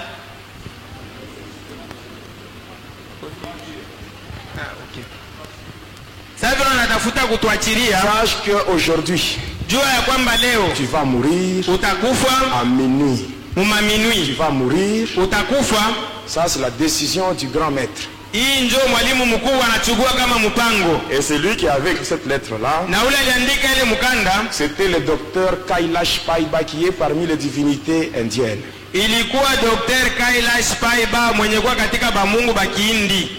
Alors j'avais pris la lettre, nilibeba ile mkanda, Je m'étais dit, nikajiambia s'il faut mourir, kama inabidi nikufe je vais mourir nitakufa, si le Seigneur Jésus lui-même le permet. kama Bwana Yesu anaruhusu J'ai pris la nikufe. lettre, Nabeba ile je mkanda, l'avais déchirée naipasula et j'avais jeté. na nikaitupa, Je m'étais mis dans ma chambre au lit. nikalala pa kitanda yangu. Arrivé vers 19h, Inafika ma je 19h, voulais maintenant me préparer pour aller à la veille de prière. nikapenda kujitayarisha La juu ya kwenda kumakesha ya maombi. compliqué. Pale ilikuwa matata kabisa. Dans ma chambre, il y avait une forte odeur de parfum. Ndani ya chumba yangu kulikuwa harufu mkubwa ya Je manukato. sentais des douleurs au niveau des articulations. Nikasikia maumivu kwa maunganio yote. Alors en moi, je me disais, Ndani yangu nikajisemezea, bon, ils ont dit que je vais mourir aujourd'hui. balisema nitakufa leo. Autant que je reste, Nibakie tu, que je meure ici, nikufie humu.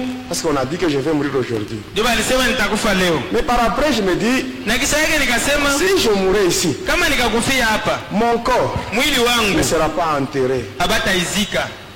Alors s'il faut mourir, Kama inapasha nikufe, que j'aille mourir à l'église. niende nikufie tu kukanisa. Ainsi, si je meurs à l'église, Kama nakufia kukanisa, ma famille pourra récupérer mon corps pour l'enterrer. jamaa yangu itabeba hata mwili wangu banenda kuizika. Alors là, j'étais sorti, Pale sasa Avant de nikatoka, sortir, mbele ya kutoka j'avais récupéré tous les livres mystiques, nikabeba ile mabitabu yote ya le fétiche uchawi, qui était resté, madawa yote j'avais mis le ilipakia, tout dans mon sac, nikaiweka yote msakoshi j'avais pris yangu, cela nikabeba et je l'ai rendu à l'église. nikaenda nayo ukanisa. Avant d'arriver à l'église, Mbele ya kufika je ukanisa, passe chez la soeur, je la prends avec l'enfant. nafika kwa ule dada na Quand on mbele était na en mtoto. route, Wakati tulikuwa munjia, On arrive à une petite distance là de l'église. tunafika mumametero kidogo mbele ya kufika ukanisa, Un esprit me dit, pepo moja ananiambia ne va pas à l'église. usiende ukanisa. J'ai dit à la sœur, Namwambia ule dada, bon, moi je rentre par ici. mimi narudilia tu hapa.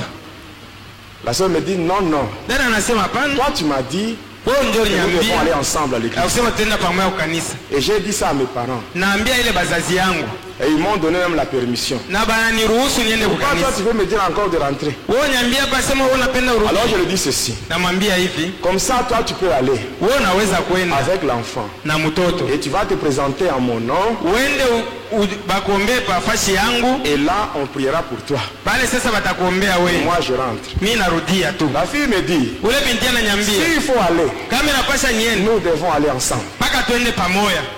Alors tellement qu'elle insistait, Sasa vile alikaza sana, je m'étais énervé. nikashirika, Je lui dis ceci. nikamwambia Je hivi, vais maintenant te frapper. nitakupika, Je vais te frapper. nitakupika. Et elle me répond, Sasa bon, ananijibu, s'il faut me frapper, hein, kama inapasha unipike, frappe-moi. unipike, Mais après cela, na kisha ile nous irons ensemble. tutaenda pamoja kukanisa. Hosanna FM. Quand tu cherches à amener quelqu'un au Seigneur, Wakati unapenda kutapeleka mtu kwa Bwana le Yesu, diable va te décourager. shetani atakupunguza Mais toi kiasi, vraiment, persévère toujours lakini wewe pour ukankamane amener cette personne-là au Seigneur. juu ya kupeleka ule mtu kwa Bwana. C'est cette sœur-là que le Seigneur avait utilisée Ni ule dada ule Bwana Mungu alitumikisha pour ma délivrance. juu ya ufungulivu Comme wangu. elle avait insisté, Sasa vile alikazisha, je m'étais dit, ça va, on part. nilisema twende, Et nous étions partis ensemble. tunaenda pamoja, Et la veillée en question, ce n'était pas dans l'église, mais c'était dans une salle de classe. lakini ile makesha habakuifanyisha tena mkanisa, lakini balifanyisha masomo moya hivi.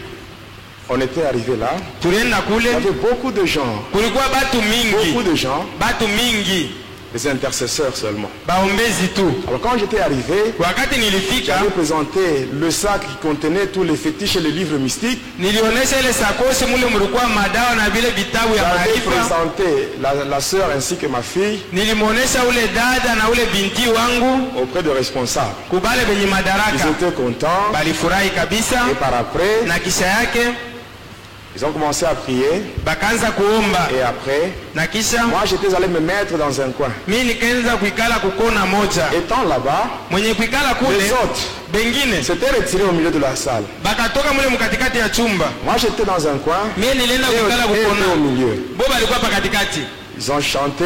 banaimba, Et par après, il y a un frère qui avait intervenu pour prêcher. na kisha kulikuwa ndugu mmoja alisimama juu ya kuhubiri. C'était le frère Jean-Baptiste Koulita. Ilikuwa ndugu Jean-Baptiste Kulita, Et après lui, c'était le frère Paul Moutanti qui avait intervenu. na kisha yake kulikuwa ndugu Paul Mtantu ule na Et yeye après, alihubiri. Il continuait maintenant la louange. na kisha baliendelea na sifa. Arrivé à minuit. Tunafika katikati ya busiku. Arrivé à minuit. Kufika katikati ya busiku, Ma respiration était devenue compliquée. kupumuzika kwangu kukaanza kukangala. Je n'arrivais plus à respirer par le narine. Sikuanza tena kupumuzikia kwa mantundu ya mpua. Et là, j'ai respiré par la bouche. Pale nikaanza kupumuzikia kukinywa. Et après, j'avais entendu des bruits de véhicules. Na kisha nikasikia makelele ya magari. Quand j'avais ouvert les yeux, Wakati nilifungula macho, ces yeux-là mystiques, ile macho ya maarifa, qu'est-ce qui s'était passé? ni nini ilipitikanika? J'avais vu 3 démons. Nikaona mapepo Ils mchafu étaient tatu. entrés juste là où j'étais dans le coin là. Banaingia bananifuata kule kukona Où kule je nilikuya. m'étais retiré seul. Kule nilienda kuikala peke yangu. Quand le diable veut te tuer, hein, Wakati shetani anapenda tu vas commencer kukuua, d'abord par t'isoler. atakupeleka mbele pembeni Tu vas pa te wewe. rendre compte que tu ne seras plus régulier à l'église. Utavumbula kusema utaanza kuya Ça, masiku c'est yote une stratégie kanisa. du diable. Ile ni Il maufundi ya cherche à shetani. t'isoler pour bien t'achever. Ego natafuta akupeleke pembeni jua C'est ainsi kumaliza que tu mzuri. dois chercher à être régulier au culte. Unapasha kuya kila siku kuibada. Alors quand j'étais seul dans ce coin-là, Wakati nilikuwa peke yangu kule les kukona, 3 démons étaient là. ile mapepo mchafu ilifika Et qu'est-ce pale. qu'il m'avait dit? Inanyambia nini? Il m'avait dit que le grand maître, Inanyambia kusema mwalimu mkuu Lucifer, Lucifer avait changé sa décision. anageuza mipango Il a yake. dit que toi, tu n'allais plus mourir. Anasema hutakufa tena, Mais à ta place, lakini pafasi yako tu dois donner tous ces gens qui sont ici. utowepo aba batu bote wenye kuwa humu ndani ya chumba. Et nous allons partir avec eux. Tutaenda pamoja nabo, C'est le prix à payer. njo bei ile utalipa kukifo yako. Alors, je m'étais retourné Nikageuka sasa pour voir ces gens-là. juu ya kubaangalia bale À bantu. ma grande surprise, Kwa msutusho mkubwa, je regarde dans la salle. naangalia ndani ya chumba, Il n'y avait personne. amukwe tena mutu, Il n'y avait personne. amukwe tena mutu, Même le démon aussi. hata mapepo Eux aussi avaient regardé. nayo Il n'y iliangalia, avait personne. haikuone Mais mutu. au milieu de la salle, Katikati ya chumba là, je voyais juste une couleur rouge. nilianza kuona tu rangi C'est tout ce mwekundu, que je voyais. ndio kile nilianza C'est tout ce kuona. que je voyais. Mais ces gens-là, je ne les voyais pas. Lakini wale batu Même les démons n'avaient pas vu ces gens. hata À mapepo part haikuone cette pale couleur batu. rouge. Ikawa ile Oh rangi mes mwekundu. bien-aimés, le sang de Jésus rend invisible. Wapendwa, Les démons damu ne ya peuvent Yesu pas Kristo voir si vous êtes caché dans le sang de Jésus. iko nafanya kitu kisionekane kama Alors- unapichama ndani ya damu ya Yesu. Quand je n'avais vu personne, Wakati sikuona on me dit mutu, comme tu n'es pas capable de nous donner ces gens, banasema vile aona mkipima kutupatia babantu, toi-même tu vas mourir. wewe mwenyewe kuya hapa. Alors l'un de toi avait une lance. Mmoja wale batatu walikuwa na Et avec mkuki sa lance, il m'avait blessé au niveau du cœur. na ile mkuki yake akanitwanga paro, J'étais tombé par terre. nikaanguka Et là, chini, j'avais poussé un cri de détresse. nikapiga kelele C'est à ce kubwa. moment-là que ces gens qui étaient là, Mwile wakati wale bantu walikuwa ils étaient pale venus. banakuya sasa Et bote, quand ils étaient venus, wakati walikuya les 3 démons s'étaient retirés. ile mapepo tatu Ils étaient cette kakimbia fois-là à l'extérieur. ikaenda kusimamia nje, On m'avait pris banani et on m'avait mis nyangula, au milieu de la salle. bananiweka katikati ya chumba. Quand vous avez vos yeux charnels, vous n'allez pas voir la plaie ou la blessure que j'avais. Na macho yako ya kimutu au utaona ile Mais avec mkuki na les ile yeux kilona spirituels, vous ilikuwa allez voir nayo, ce qui était au niveau de mon cœur. lakini mu macho yangu ya kiroho niliona kile kilifanyishika paro J'étais yangu. là, par Nilikuwa terre. pale nesha kulala chini, J'étais là par terre. nilikuwa pale nesha kulala mubulongo Avec des douleurs terribles. na maumivu ya Alors nguvu. quand je sentais ces douleurs, Wakati nilisikia ile il y maumivu, avait certaines choses que je n'avais pas encore confessées aux hommes de Dieu. kulikuwa vitu vingine vile nilikuwa siakiri kubatumishi ya Mungu. Alors là, je me disais, c'est le moment maintenant de parler. Sasa mimi nasema njoo wakati ya mimi kubisema Juste yote. quand je voulais ouvrir ma bouche, ma mâchoire était bloquée. Wakati nilipenda kufungula kinywa balinifunga mbanga, Tout était bloqué, yote vilifungika, mais les douleurs continuaient. maumivu iliendelea, Insupportable.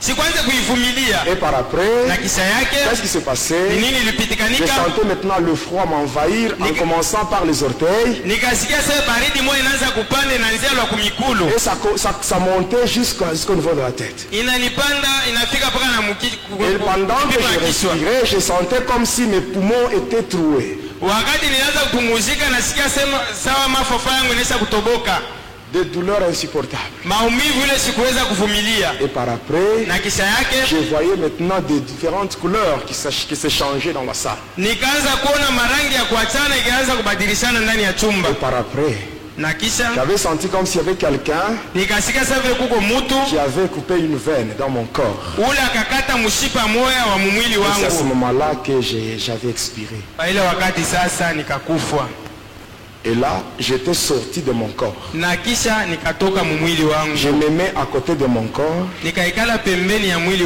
Je vois wangu, les gens en train de frapper mon corps pour le réanimer. naona bandu beko na pika mwili wangu juu ya kurudisha pumzi ya uzima. Le frère Jean-Baptiste Koulita, qui est médecin, Ule ndugu Jean-Baptiste Kulita mwenye kuwa munganga il avait essayé de repérer les signes vitaux. akapima kubeba masini vito, Il a dit aux autres, anaambia bengine la personne est morte. huyu mtu anakufa. Tout ce qu'il disait là, Yote ile anaanza kusema j'entendais tout. nilianza Mais kubishikia, eux ne pouvaient pas entendre ce que moi je pouvais dire. lakini baba kwanza kushikia vile nilianza kusema. J'étais là, Nilikuwa pale j'ai regardé, les nikaangalia, gens pleuraient. batu walianza kulia, Ceux-là qui n'avaient pas le sang-froid, bale habakuwa na roho nguvu, ils commençaient déjà à pleurer, ils commençaient à pleurer et ils prenaient fuite déjà. banaanza kulia na kukimbia, Et par après, na kisha les démons qui étaient à l'extérieur, ile mapepo ilikuwa ils nje m'appellent en me disant, viens, c'est maintenant l'heure du grand départ. inanyambia sema kuya njoo wakati wa kwenda sasa. On était sortis. Tukatoka nabo, On a quitté la parcelle. tukatoka mwile On lupango, est tombé sur l'avenue Kapenda, tukaingia mwaveni Kapenda, après l'avenue Kasongo Michel. tukaingia mwaveni Kasongo On descend, Michel, on tombe sur Lumumba. tunaingia mwaveni On Lumumba, descend avec Lumumba, on arrive à la bifurcation. tukafika pa mapanda Là où il y njia, a l'église catholique Sacré-Cœur. pale peko kanisa Katolika On Sacre prend la Cœur, route qui va vers la commune de Panda. tukaenda mwile njia nenda mkomini ya Panda, Et là, on dépasse l'hospice de vieillard, on arrive au cimetière de Sapin. na pale tunapita hospice de vieillard, tunafika kusimetiere ya À Sapin. partir de là, on était entré Kwanzia pale tukaingia pour se retrouver dans le monde des cimetières. juu ya kuingia mudunia ya masimetiere. Arrivé là-bas, on m'avait accordé une soutane d'emportement de couleur noire. Bakanipatia kanzo moya ya rangi Et mweusi, c'est ce qui m'avait projeté vers le monde astral. na ni ile liniingiza mu monde astral. Le monde astral n'est rien d'autre que l'endroit où vont tous ceux-là qui meurent dans le péché, c'est-à-dire loin de Jésus.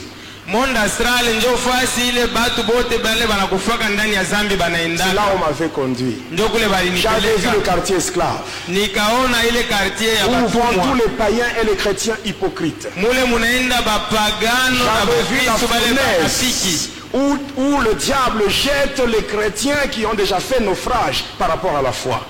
pale shetani yeko natupa bakristu bale banaisha kupungukiwa muimani, Et par après, na kisha yake on m'avait conduit bananiongoza dans le séjour de mort. ndani ya pahali pa Et bafu. avant de me conduire dans la cellule, Mbele ya kuingia ndani ya ile on chumba, m'avait conduit auprès de Lucifer Satan. bananipeleka mbele ya Luciferi shetani. Arrivé auprès du diable, Nafika mbele ya il y avait shetani, encore d'autres satanistes là. kulikuwa tena batu ya Et le kishetani diable avait pris pale, la parole en disant, na shetani akasema l'homme que hivi, vous voyez, huyu mtu munaona c'était mon serviteur. alikuwa mtumishi Il m'a wangu, servi pendant longtemps. ule alinitumikia wakati Mais mrefu. aujourd'hui, à cause de sa trahison, Leo kwa ajili ya vile ananikosea, il mérite la prison. anapasha kuingia Et mugereza, que cela vous serve d'exemple. ile ikuwe mfano Et kwenu. là, il avait déjà exigé les satanistes d'entrer en jeûne Na pale aliamuru bale bakishetani pour bafunge préparer les festivités de fin d'année, Noël et Nouvel An. juu ya kutayarisha makaramu ya mwisho ya mwaka Pendant ces Noeli na Bonana. festivités-là, Na wakati beaucoup de tulikuwa gens kule, arrivent facilement à trahir le Seigneur Jésus.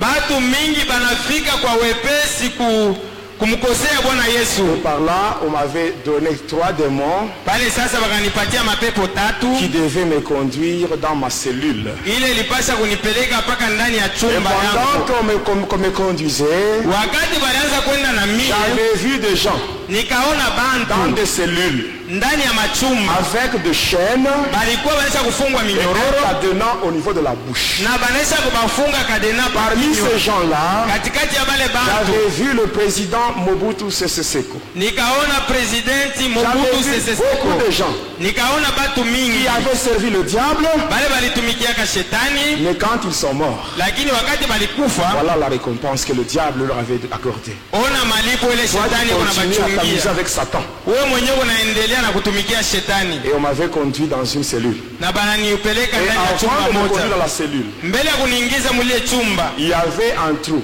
kulikuwa tundu Et moja. là, il y avait le feu. Na moto ilianza kutoka mule Avec ces tundu. démons-là, Na ile mapepo on avait contourné. tulienda pembeni ya ile tundu. Et après ce trou-là, Na kisha ile tundu on m'avait fait entrer dans une cellule. bakaniingiza mchumba. On m'avait mis de chaînes. Bananifunga En minyororo. commençant par le pied, Banaanzia kuifunga kumikulu. jusqu'à ce niveau, au niveau de la bouche, et un gros cadenas. Na inafika kipimo ya kinywa banafunga kikufuri kinene. Une obscurité totale là. Kulikuwa giza moya ya matata Et c'est kule. là qu'on m'avait laissé. Ni kule On baliniacha. m'avait mis là-bas. Bananiweka kule. Et tout était terminé pour moi. Na yote ilimalizika juu Tout yangu. était fini. Yote ilishia C'était pale. fini pour moi. Kulimalizika juu yangu. Fini, fini. Kumalizika kabisa kabisa. Mais, mes bien-aimés, Lakini wapendwa wangu, comment est-ce que je peux vous expliquer ce qui m'était arrivé par après? namna gani itamifasiria kile nilinifikia baadaye? J'étais là, Nilikuwa pale, dans la cellule. nilikuwa ndani ya chumba, Mais subitement là, lakini kwa ghafla il y avait une lumière. kulikuwa nuru Une moja, forte lumière. nuru moja ya nguvu. Pas dans toutes les cellules, Hapana mwile machumba ingine mais yote, seulement dans la cellule.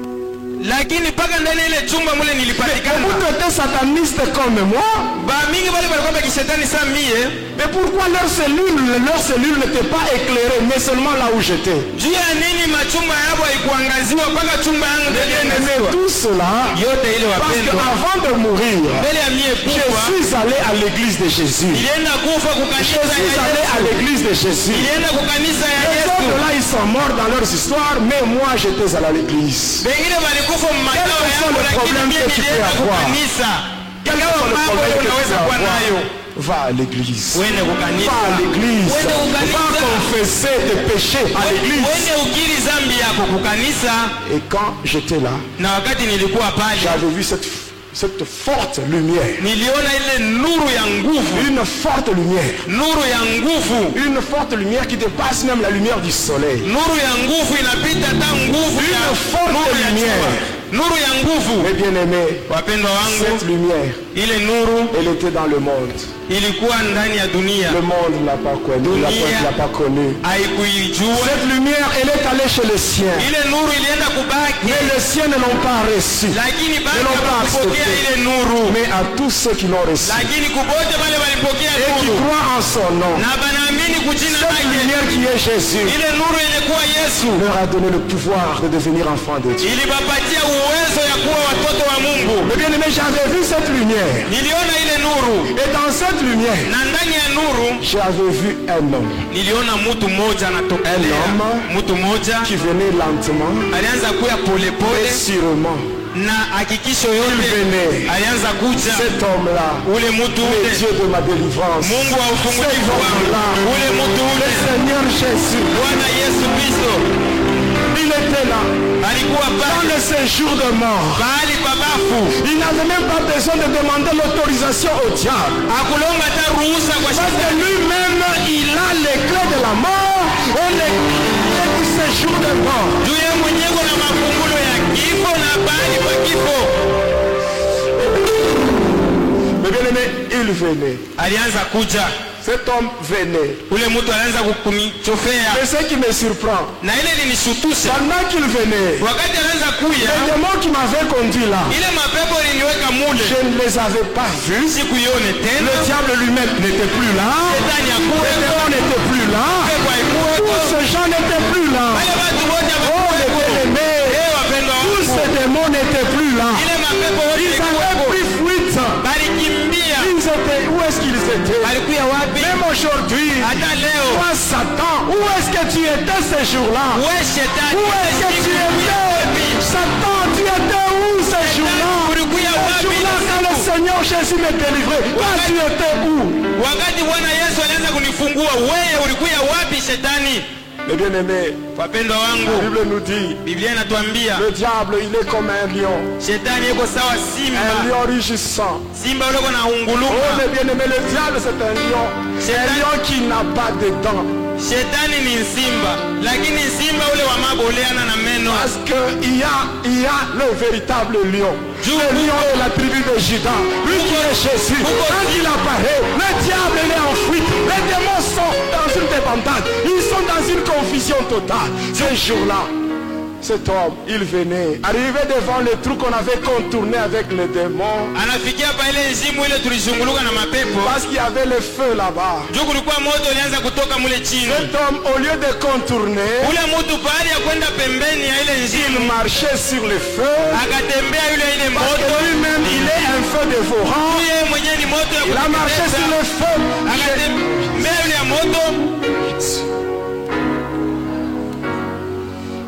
Et quand il est arrivé où j'étais, il n'avait rien dit. Il avait juste pointé son doigt comme ça. Les chaînes s'étaient brisées d'elles-mêmes. Tout était brisé. Tout était brisé.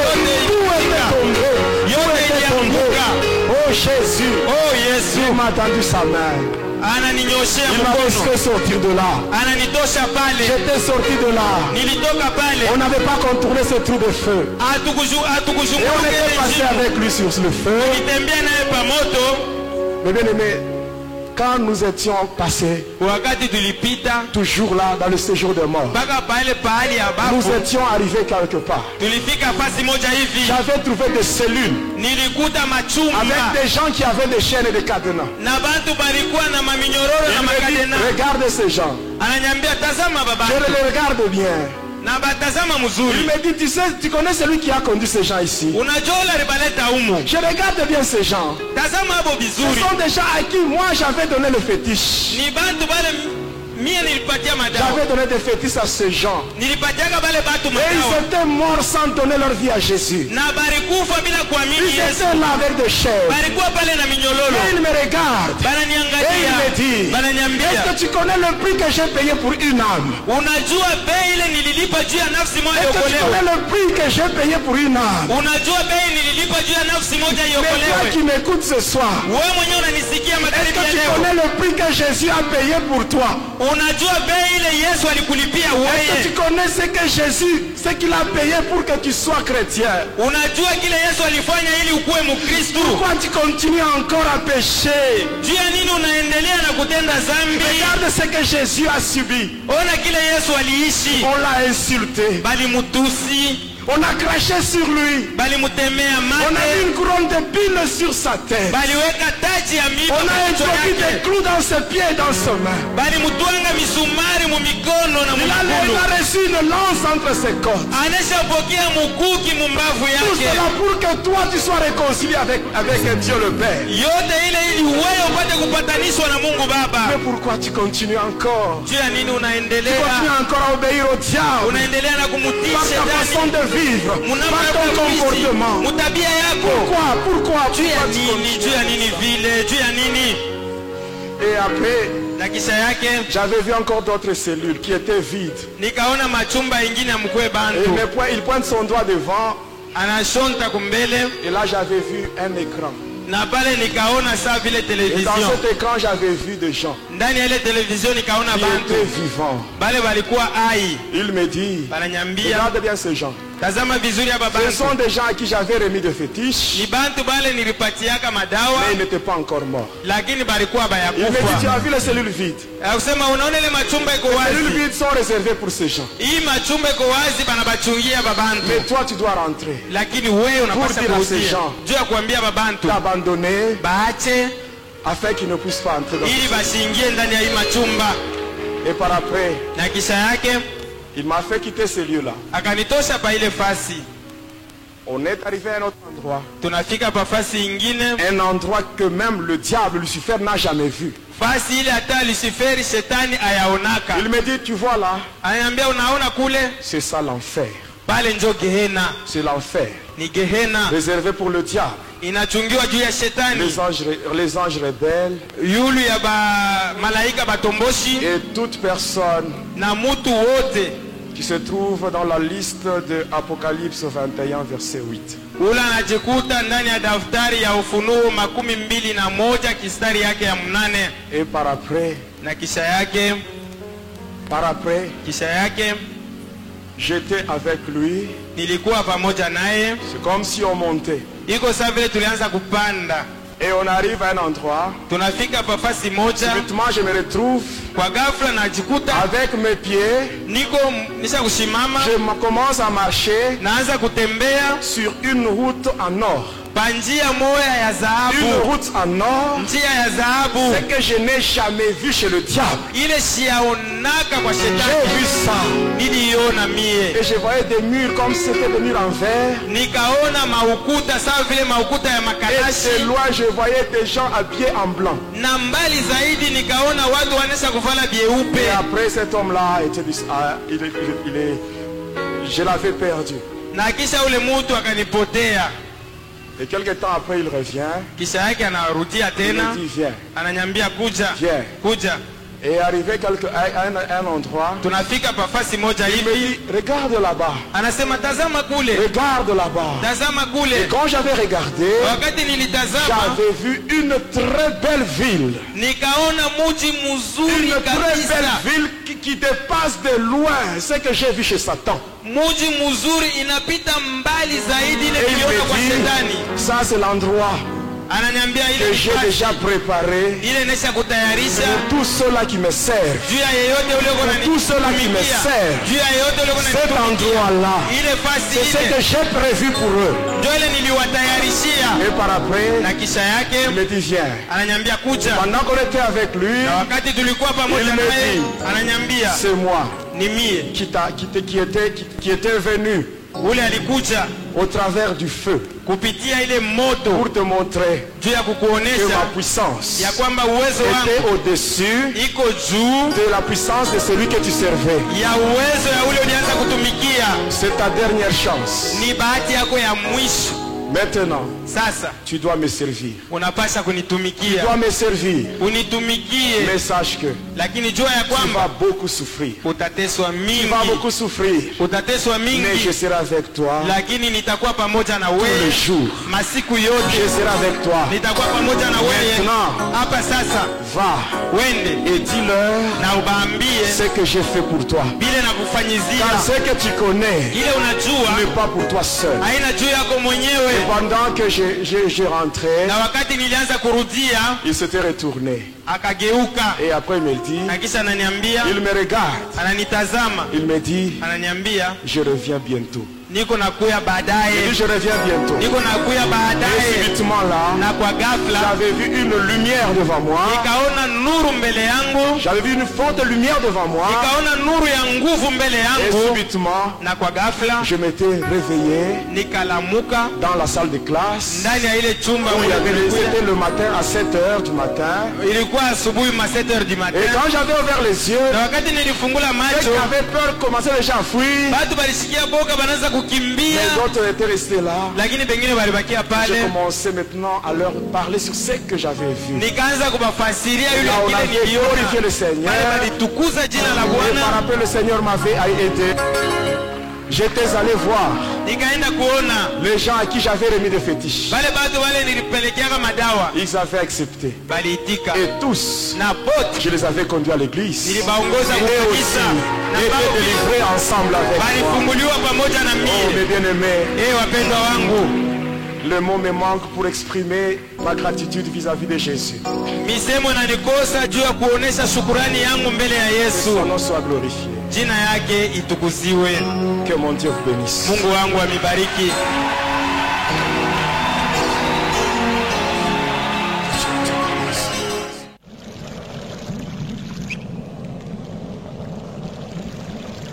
Chaque étoile a son éclat, chaque oiseau a son cri. Écoutez le son de la différence. Découvrez le plus grand mystère dans le monde médiatique. 91.7 FM. Somme 91.7. Hosanna, MCD Voice, la fréquence mystère, la fréquence mystère.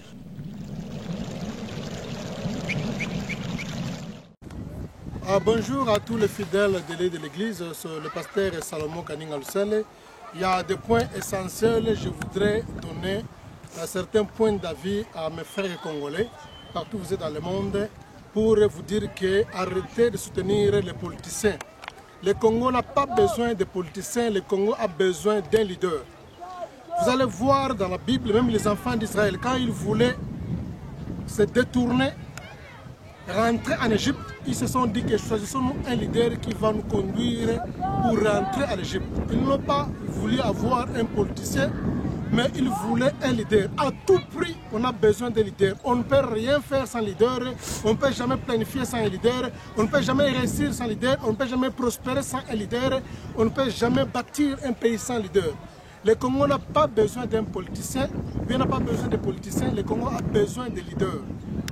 Le seul problème que nous avons, le seul défi que nous avons pour s'en sortir de notre crise, trouver encore une porte de sortie pour la crise congolaise, tout ce qu'on a besoin, c'est d'avoir un leader. Le Congo n'a pas besoin de politiciens, j'insiste, le Congo a besoin d'un leader. Le départ de Kabila ne garantit jamais le changement dans notre pays. Ça, je vais répéter encore, le départ de Kabila, Joseph Kabila ne garantit pas le changement dans notre pays.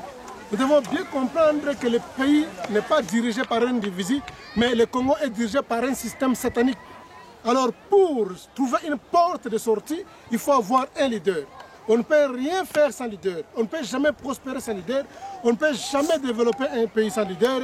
C'est pourquoi les enfants d'Israël, quand ils voulaient rentrer en Égypte, ils se sont dit que nous choisissons-nous un leader pour retourner en Égypte.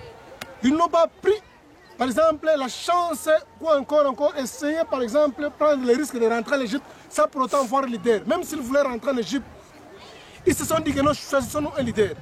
Alors, pour avoir un leader, il faut crier à l'Éternel. À chaque fois, le leader ne vient jamais par hasard. Si vous ne demandez pas un leader auprès de l'Éternel, le leader ne viendra pas par hasard. Vous allez voir dans la Bible qu'à chaque fois Israël avait un problème, il criait à l'Éternel et Dieu envoya un leader. Les leaders peuvent venir que de Dieu. On ne peut jamais avoir un leader par hasard. Et pour en avoir, il faut crier à l'Éternel. Il faut prier l'Éternel pour qu'il envoie un leader.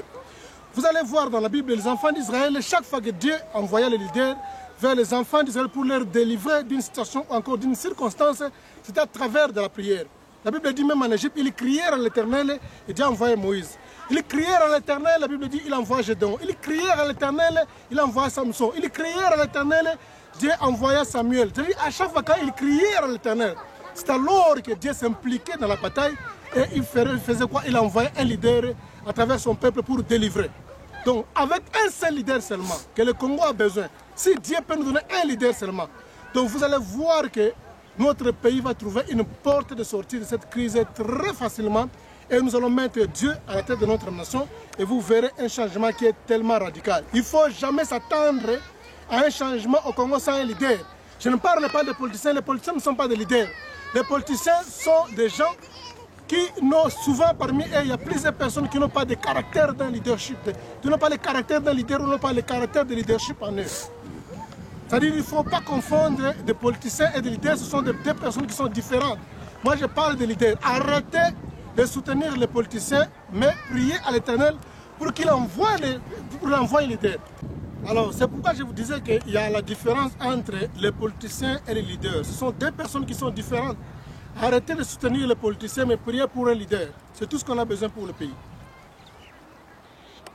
Je vais vous donner 14 exemples, ou bien 14 différences entre un leader et un politicien. Les politiciens se concentrent au programme et aux promesses. Et les leaders se concentrent à la vision et aux valeurs. Les politiciens se concentrent aux élections, mais les leaders se concentrent à la génération future. Les politiciens se concentrent aux postes et aux positions, mais les leaders se concentrent à la disposition. Les politiciens protègent leurs sièges, mais les leaders protègent la génération future. Les politiciens concentrent au pouvoir, mais les leaders concentrent sur la formation de son successeur, ou encore la formation de la personne qui va prendre le relève après lui. Les politiciens meurent et sont enterrés en exil, entourés par les membres de sa famille seulement, les gardes des corps, les membres de sa famille. Ils meurent toujours en exil, les politiciens. C'est difficile de voir un politicien enterré dans sa propre patrie.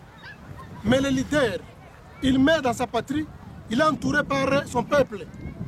Et il est enterré parfois avec son peuple. Le leader meurt toujours dans sa patrie, il est entouré par son peuple et c'est son peuple qui l'enterre. Et le politicien meurt avec sa vision, avec son travail. Quand le politicien meurt, c'est-à-dire sa vision, son travail aussi meurt avec lui, il part avec son travail. Comme Mobutu, il est mort avec un père, c'est un politicien, il n'était pas un leader. Il est mort avec son parti politique, avec un père, il est mort, il est parti. Et son travail aussi était fini, était mort avec lui, il part. Mais un leader ne meurt jamais avec sa vision, ne meurt jamais avec son travail. La vision d'un leader, la vision où le travail d'un leader reste même après sa mort, même ça après son départ. Pour voir que celui-ci était un leader et l'autre était un politicien, c'est après leur départ ou encore après leur mort. Quand les deux personnes disparaissent, ils s'en vont. Maintenant, vous allez voir que la personne qui était comme un visionnaire, un leader, vous allez voir que sa vision et quoi son travail va persister, va rester, va demeurer. Mais tandis qu'un politicien, quand il meurt, avec son parti politique, avec sa vision, avec sa conception, avec son travail, ils meurent ensemble. C'est comme aujourd'hui le groupe de Gaël. Alain Mouloto était un leader, il est mort, mais son groupe avec la vision est resté. C'est comme ça qu'il continue à fonctionner puisque cet homme était un leader. Même si vous allez voir même sa façon d'encadrer les musiciens. Parfois il compose un cantique mais lui-même ne chante pas dans le cantique. Et quand ils vont placer les gens pour faire les clips, il se place lui-même derrière, mais un leader. Voilà, c'est ça le leadership. Le leadership consiste à se concentrer plus sur la génération future. Mais le politicien, il voit sa famille, il ne voit pas son peuple. Voilà, c'est un peu ça, bien aimé dans le Seigneur. Arrêtons de soutenir les politiciens, de chanter pour les politiciens, à faire des éloges aux politiciens, mais prenons à prier pour que l'Éternel puisse envoyer un leader. Je répète encore, même les enfants d'Israël, s'ils voulaient rentrer en Égypte, ils se sont dit que non, trouvons un leader et allons en Égypte. Nous ne savons pas, c'est Moïse, qu'est-ce qui est arrivé avec lui. Il voulait un leader. Voilà, que le Seigneur vous bénisse abondamment. C'est le pasteur Salomon Kaninga Lusele de l'église. Nous sommes là, nous sommes en train toujours de prier pour la délivrance du pays. Et je pense bien d'un moment à l'autre, Dieu a son temps. La Bible dit à chaque chose a son temps. Il y aura un temps où le Seigneur va faire quelque chose qui va surprendre tout le monde dans notre pays. Et je le sais bien que l'Éternel n'a pas abandonné son peuple, il est toujours là. Il veille jusqu'à ce que la délivrance de notre pays va paraître comme l'aurore. Comme l'aurore, je disais, que le Seigneur vous bénisse abondamment partout où vous êtes. C'était la part du pasteur Salomon, leader de l'église. Bye bye.